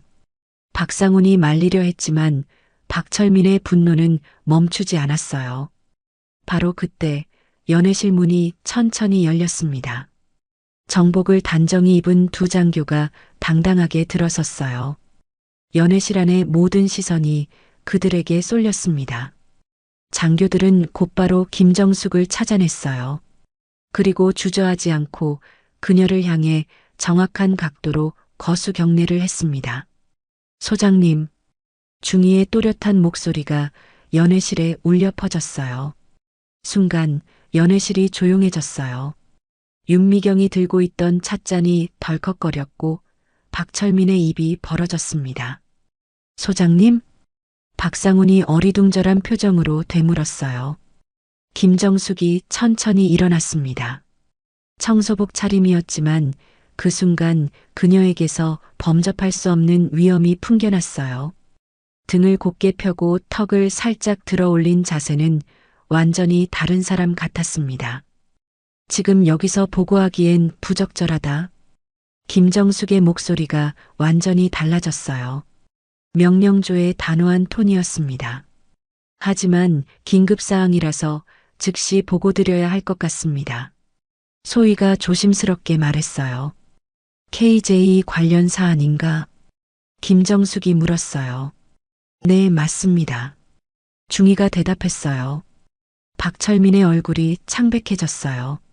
KJ는 그가 서류로만 접했던 신임 참모장의 암호명이었거든요. 몇 번인가 공문에서 본 적이 있는 코드였어요. 혹시 박철민이 떨리는 목소리로 중얼거렸어요. 김정숙이 그를 똑바로 바라봤어요. 청소복을 입고 있었지만 그 눈빛만큼은 예리하고 권위적이었습니다. 육군 소장 김정숙입니다. 연회실에 정적이 흘렀어요. 벽시계의 초침 소리만 또각또각 들렸습니다. 그리고 박 대령, 당신이 소속된 부대의 신임 참모장이기도 합니다. 김정숙의 말에 박철민이 휘청거렸어요. 의자 등받이를 붙잡고 겨우 균형을 잡았습니다. 이럴 수가 없어. 윤미경이 손으로 입을 막았어요. 민국방산 관련 긴급 보고인가? 김정숙이 장교들에게 물었어요. 네, 소장님. 호텔 내부 수상한 물품 이동과 관련해서 보고드릴 사항이 있습니다. 중이가 답변했어요. 김정숙이 핸드폰을 꺼내 아까 촬영한 사진을 보여주었어요. 이것과 관련이 있나? 정확히 그것입니다, 소장님. 납품 일정과 맞지 않는 물품들이 은밀하게 반입되고 있었습니다. 소희가 설명했어요. 김정숙의 눈빛이 차갑게 변했어요. 지금까지의 온화한 신부 어머니 모습은 온데간데 없었습니다. 박 대령, 김정숙이 박철민을 불렀어요. 박철민은 식은땀을 흘리며 벌떡 일어섰어요. 네네. 민국방산과 어떤 관계인지 설명이 필요할 것 같은데요. 김정숙의 질문에 박철민은 대답할 수 없었어요. 연회실의 분위기가 완전히 뒤바뀌었어요.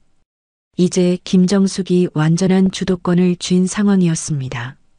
이도형과 이서영은 놀란 표정으로 상황을 지켜봤어요. 박상우는 아직도 상황을 파악하지 못한 채 어리둥절해했습니다. 상견례는 예상치 못한 방향으로 흘러가고 있었어요. 다음 날 아침 7시 용산 국방타워 25층 감찰실은 이른 아침부터 분주했어요. 대형 모니터들이 늘어선 작전실에서는 분석관들이 컴퓨터 키보드를 빠르게 두드리고 있었습니다. 박철민 대령 금융거래 내역 분석 완료했습니다. 감찰관이 두꺼운 서류 뭉치를 들고 보고했어요. 김정숙은 단정한 군복을 입고 서류를 꼼꼼히 검토했습니다. 어제의 청소복 차림과는 완전히 다른 모습이었어요. 최근 6개월간 민국방산 관련 의심 거래가 15건이네요. 호텔 이용 내역을 보시면 더욱 명확합니다. 감찰관이 화면을 가리키며 설명했어요.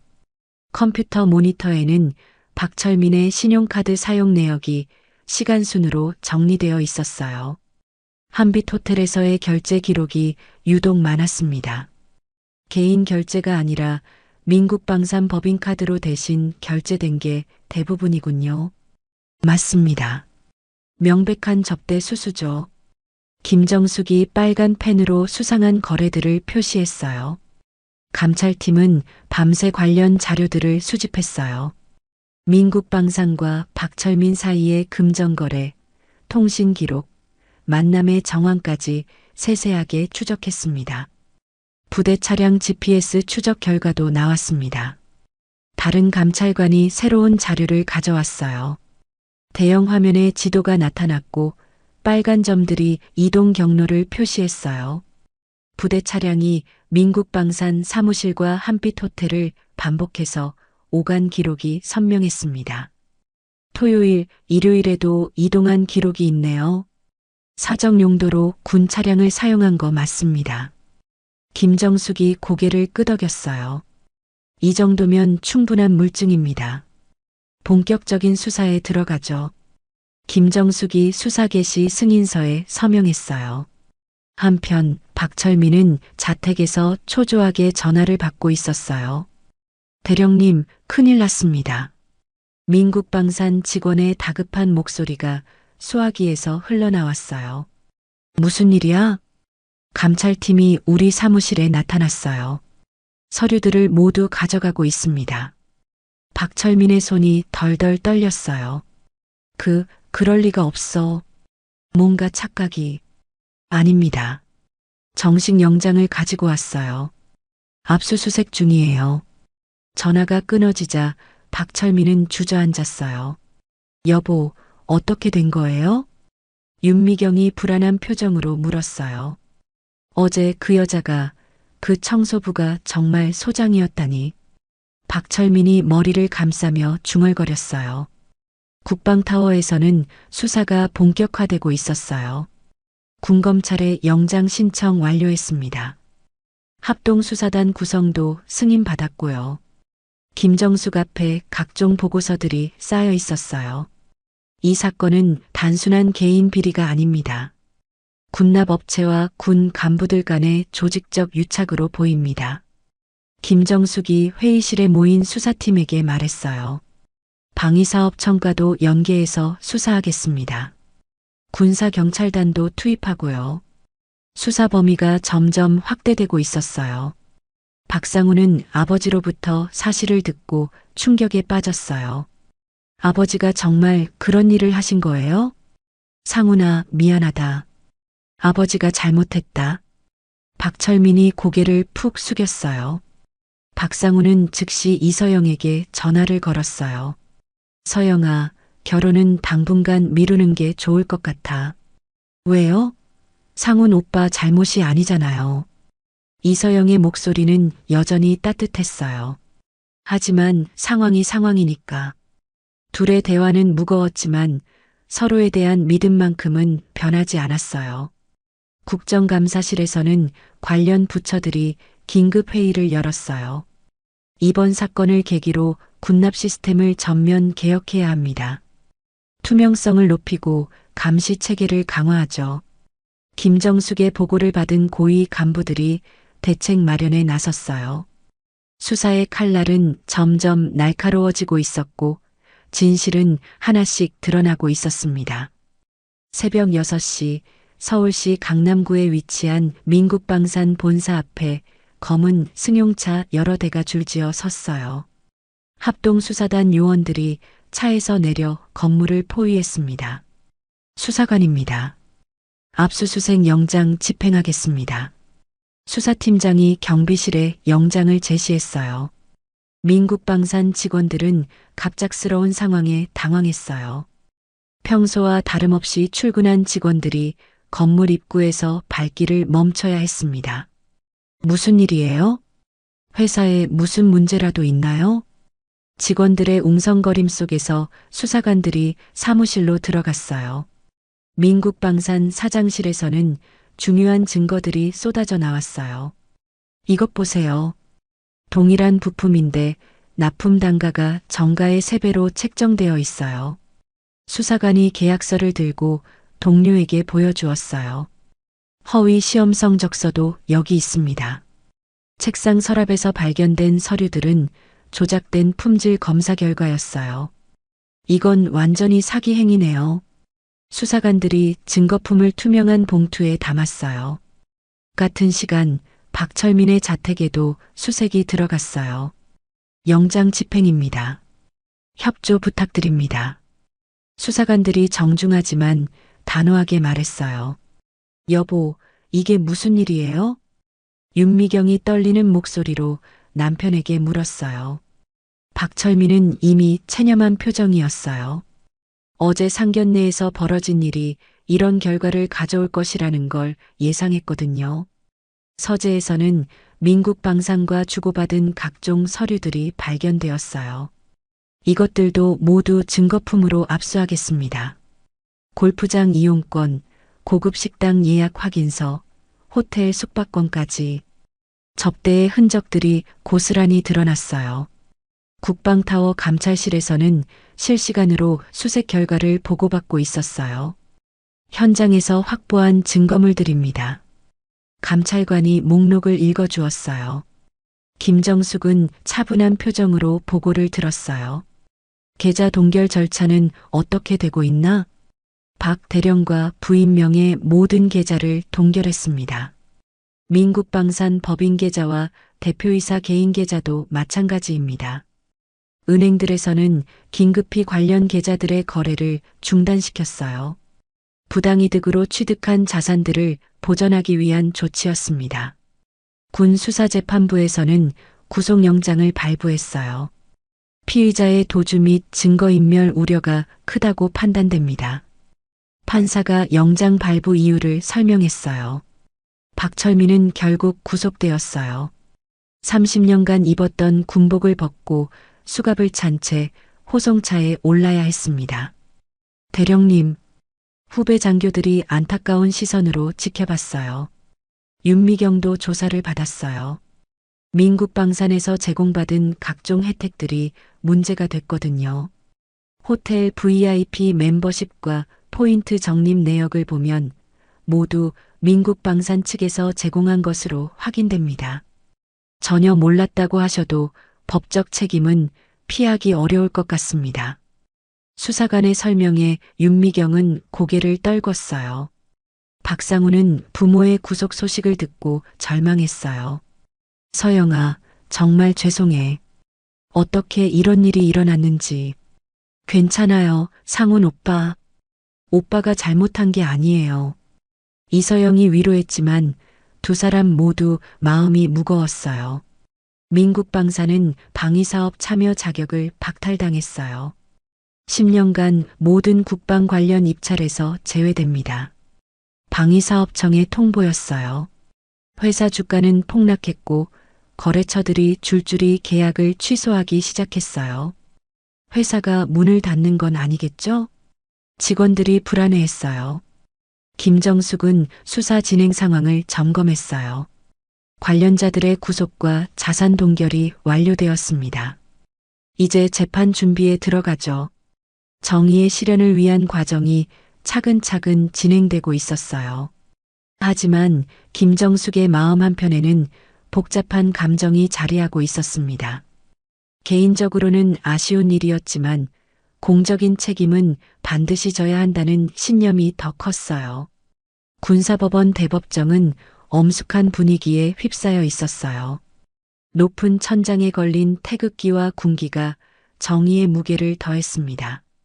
방청석에는 언론인들과 관련자 가족들이 긴장한 표정으로 앉아 있었어요. 피고석에 앉은 박철민의 모습은 초라했어요. 평생 자랑스럽게 입었던 군복 대신 회색 수의를 입은 그의 어깨가 움츠러들어 보였습니다. 피고인 박철민에 대한 공판을 개시하겠습니다. 판사의 엄숙한 목소리가 법정에 울려 퍼졌어요. 검찰관이 일어서서 기소장을 읽기 시작했어요. 피고인은 직권남용죄, 수뢰후 부정처사죄, 군용물 횡령죄로 기소되었습니다. 기소 내용이 읽히는 동안 박철민은 고개를 숙이고 있었어요. 증거 제출이 시작되었어요. 대형 스크린에 한빛호텔 CCTV 영상이 나타났습니다. 이 영상은 작년 7월 15일 촬영된 것입니다.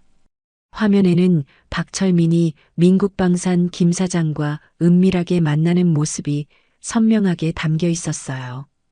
피고인이 군 기밀이 포함된 입찰 정보를 넘겨주는 장면입니다. 검찰관의 설명에 방청석이 술렁거렸어요. 다음은 금융거래 내역입니다. 윤미경 명의 계좌로 들어온 거액의 입금 내역들이 공개되었어요. 이 돈의 출처가 무엇입니까? 판사가 박철민에게 물었어요. 박철민은 한참을 침묵하다가 입을 열었어요. 민국방산에서 제공한 접대비 명목의 금액입니다. 그 대가로 무엇을 제공했습니까? 입찰 관련 내부 정보를 미리 알려주었고 경쟁업체들이 불리하게 되도록 조작했습니다. 박철민의 고백이 법정을 무겁게 만들었어요. 하급자들의 증언이 이어졌어요. 대령님은 개인 행사에 부대 차량과 병력을 동원하라고 지시하셨습니다. 젊은 중위가 증언대에 서서 말했어요. 거부하면 인사고과에 불이익을 주겠다고 협박하셨어요. 휴일에도 민국방산 사무실로 공문을 전달하라고 시켰습니다. 여러 하급자들의 증언에 박철민의 얼굴이 더욱 창백해졌어요. GPS 추적 자료도 공개되었어요. 부대 차량이 민국방산 사무실과 한빛호텔을 총 47회 왕복한 기록이 있습니다. 빨간 선으로 표시된 이동 경로가 화면에 나타났어요. 대부분 주말이나 휴일에 이루어진 사적 이용이었습니다. 민국방산의 허위 납품 내역도 드러났어요. 정가 50만 원짜리 부품을 150만 원에 납품받았습니다. 그 차액 100만 원은 어디로 갔습니까? 접대비와 리베이트로 사용되었습니다. 검찰관이 차근차근 범죄 사실을 입증해 나갔어요.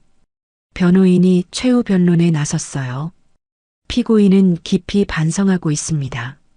30년 군 복무의 공로를 참작해 주시기 바랍니다. 하지만 재판부의 표정은 엄중했어요. 피고인의 행위는 국가와 군에 대한 배신입니다. 판사가 준엄한 목소리로 말했어요.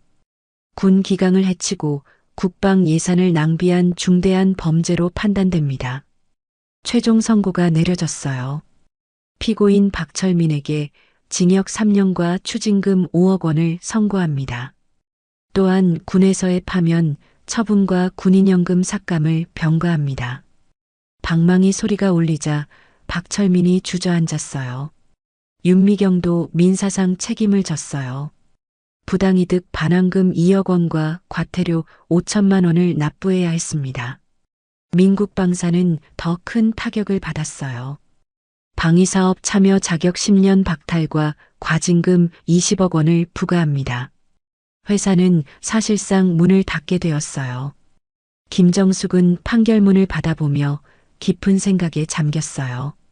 법정 밖에서 기자들이 그녀에게 질문을 쏟아냈지만 그녀는 묵묵히 자리를 떠났습니다. 박상훈과 이서영은 법원 앞 공원에서 만났어요.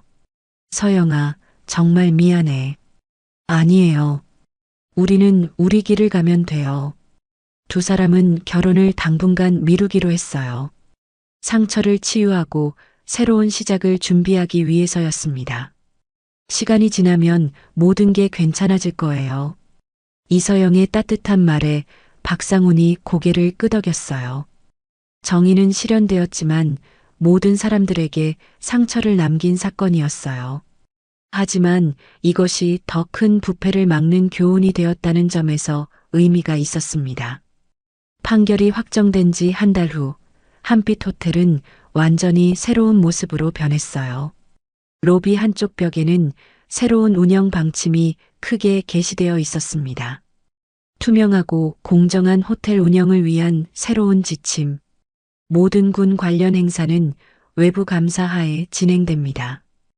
호텔 매니저가 직원들을 모아놓고 교육을 진행하고 있었어요. 앞으로는 어떤 형태의 특혜나 접대도 절대 금지입니다. 모든 거래는 투명하게 공개되어야 해요. 직원들이 진지한 표정으로 고개를 끄덕였어요. 김정숙은 매달 한 번씩 민간인 복장으로 이곳을 점검했어요. 상견례 때처럼 평범한 차림으로 불시에 나타나 운영 실태를 살펴보는 거였습니다. 많이 달라졌네요, 소장님. 매니저가 정중하게 인사했어요. 당연한 일을 당연하게 하는 거죠. 김정숙의 대답은 담담했어요. 군에서도 큰 변화가 일어났어요. 국방부는 민간업체와의 접촉에 관한 새로운 규정을 만들었습니다. 모든 군 간부는 업체 관계자와의 사적 만남을 사전 보고해야 한다. 접대나 선물 수수는 엄격히 금지한다. 전국의 모든 부대에 새로운 지침이 하달되었어요. 민국 방산이 있던 자리에는 정직한 중소기업들이 들어섰어요. 투명한 입찰을 통해 공정한 기회를 얻게 된 것입니다. 이제야 제대로 된 경쟁이 가능해졌어요. 새로 계약을 따낸 업체 대표가 감사 인사를 했어요. 품질로 승부하는 시대가 왔네요. 박철민과 윤미경은 사회적 신뢰를 완전히 잃었어요. 재산 대부분을 몰수당하고 남은 과징금을 분할 납부하며 어려운 생활을 이어가고 있었습니다. 박상우는 부모의 죄책감을 안고 열심히 살아가고 있었어요. 아버지가 저지른 일로 피해를 입으신 모든 분들께 죄송합니다.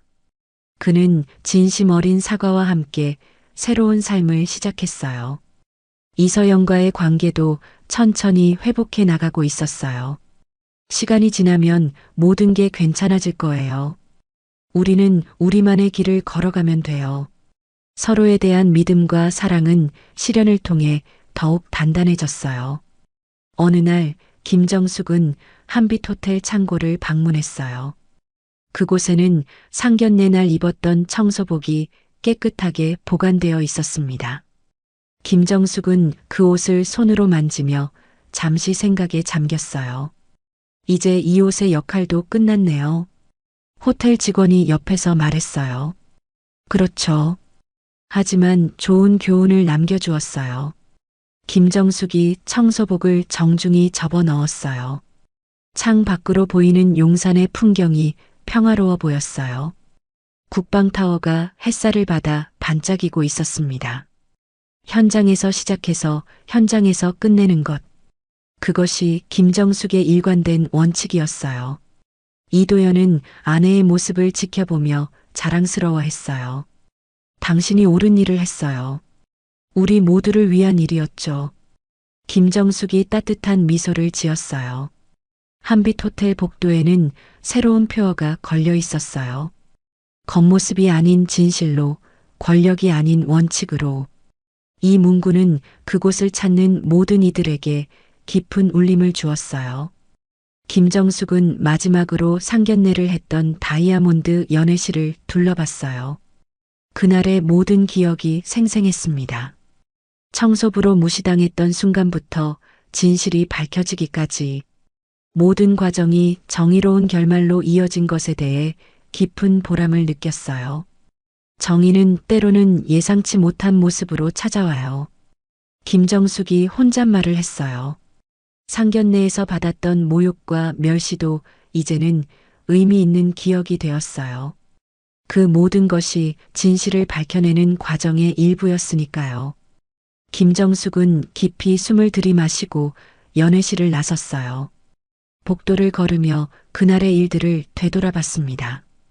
호텔 로비에서 직원들이 정중하게 인사했어요.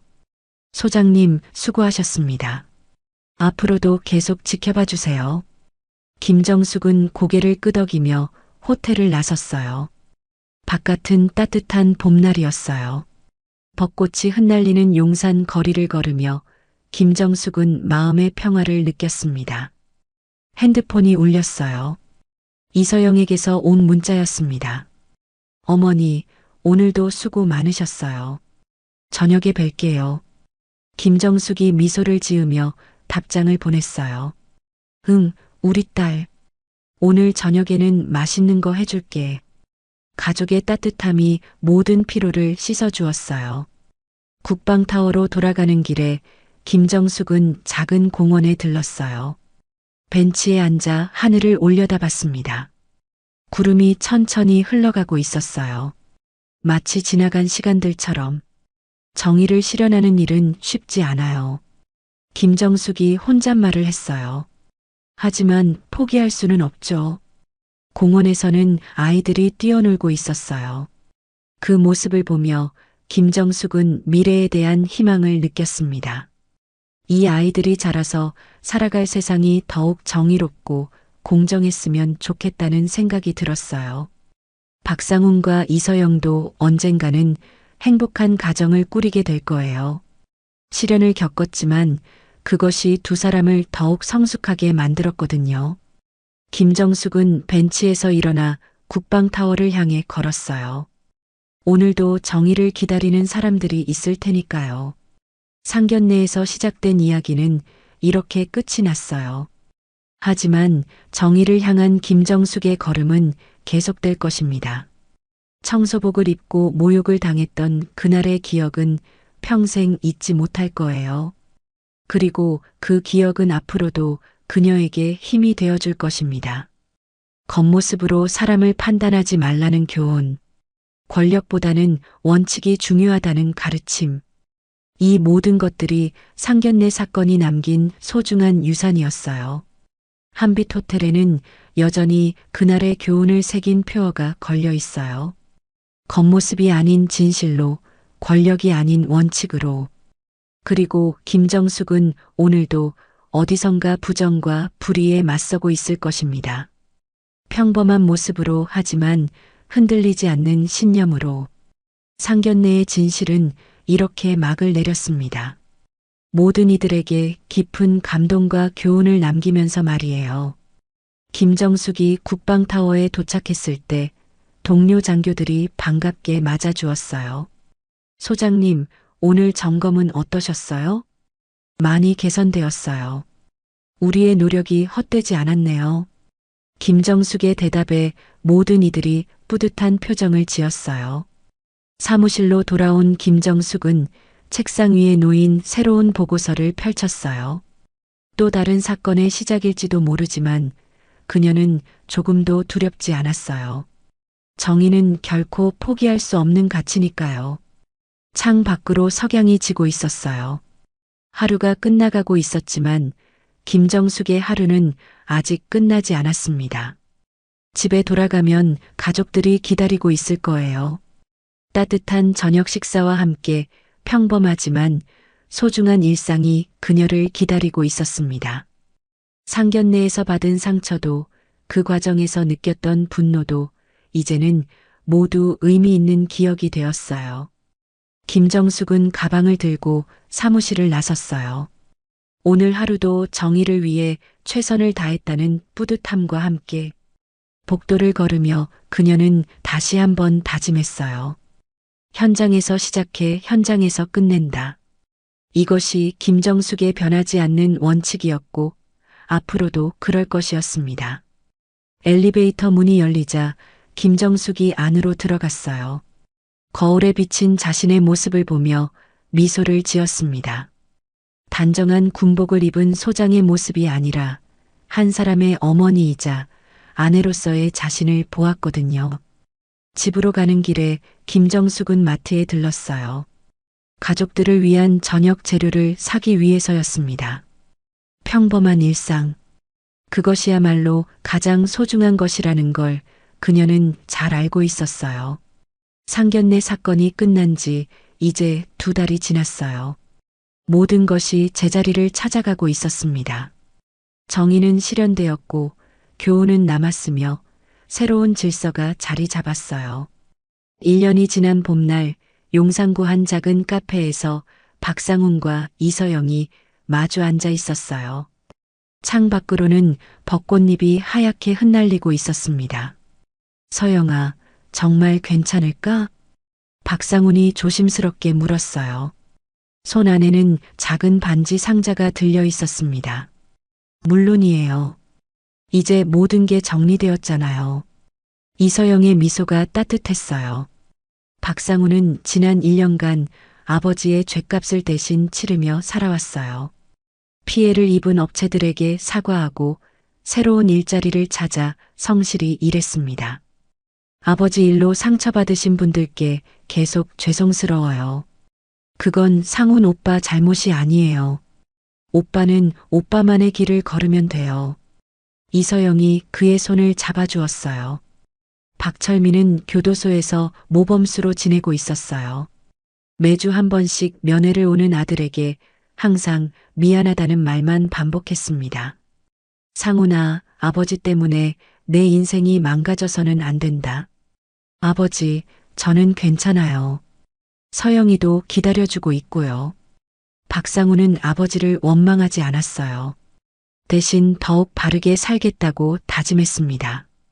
윤미경은 작은 식당에서 일하며 과징금을 조금씩 갚아나가고 있었어요. 호화로웠던 예전과는 달랐지만 마음만큼은 편안했습니다. 이제야 진짜 삶을 사는 것 같아요.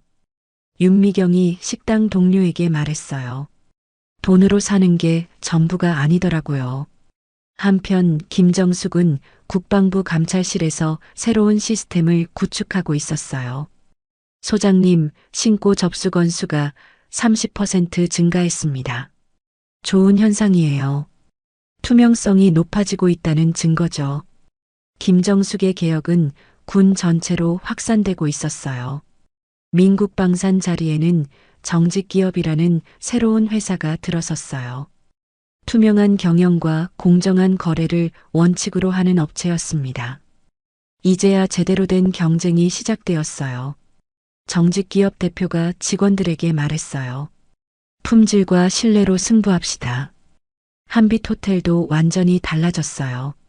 매달 시민감시단이 와서 운영 실태를 점검했고 모든 거래 내역이 공개되었습니다. 투명 경영이 이렇게 좋은 줄 몰랐어요. 매니저가 직원들에게 말했어요. 손님들의 신뢰도 높아지고 매출도 오히려 늘었어요. 카페에서 박상훈이 반지 상자를 열었어요. 서영아, 다시 한번 청혼합니다. 이번에는 정말로. 네, 좋아요. 이서영의 눈에 눈물이 맺혔어요. 두 사람은 시련을 겪으며 더욱 단단해졌어요. 서로에 대한 사랑도 깊어졌습니다. 이번 결혼식은 소박하게 할까요? 그래요. 진정한 의미가 중요하죠. 두 사람은 화려한 상견례 대신 가족들끼리만 모이는 소박한 결혼식을 계획했어요.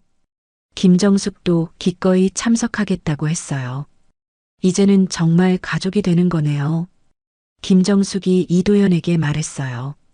그렇죠. 우여곡절이 많았지만 좋은 결과가 나왔어요. 이도연도 만족스러워했어요. 박상훈의 결혼식 날 작은 예식장에 양가 가족들이 모였어요.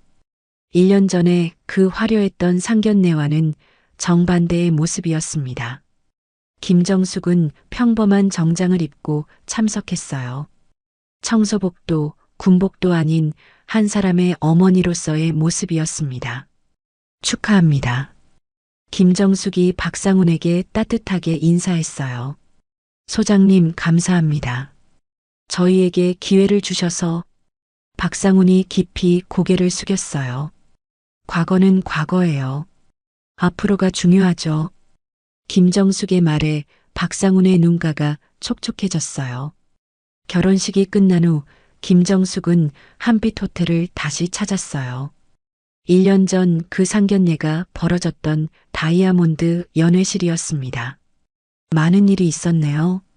매니저가 감회 깊게 말했어요. 좋은 교훈을 얻었죠. 모든 일에는 이유가 있어요. 김정숙이 창밖을 바라보며 말했어요. 연회실 한쪽에는 작은 액자가 걸려 있었어요. 겉모습이 아닌 진실로, 권력이 아닌 원칙으로. 그 아래에는 작은 글씨로 이렇게 적혀 있었어요. 2024년 상견례 사건을 기억하며. 김정숙은 그 글을 보며 미소를 지었어요. 힘들었지만 보람 있는 시간이었다는 생각이 들었습니다. 집으로 돌아가는 길에 김정숙은 공원에 들렀어요. 벤치에 앉아 하늘을 올려다봤습니다. 정희는 때로 아픈 과정을 겪지만 결국 모든 걸 제자리로 돌려놔요. 혼잣말을 하며 김정숙은 일어섰어요. 집에서는 가족들이 기다리고 있을 거예요. 이서영과 박상훈의 새 출발을 축하하는 저녁 식사를 준비해야 했습니다. 1년 전 청소복을 입고 모욕을 당했던 그날의 기억은 이제 자랑스러운 추억이 되었어요. 정의를 실현한 값진 경험이었거든요.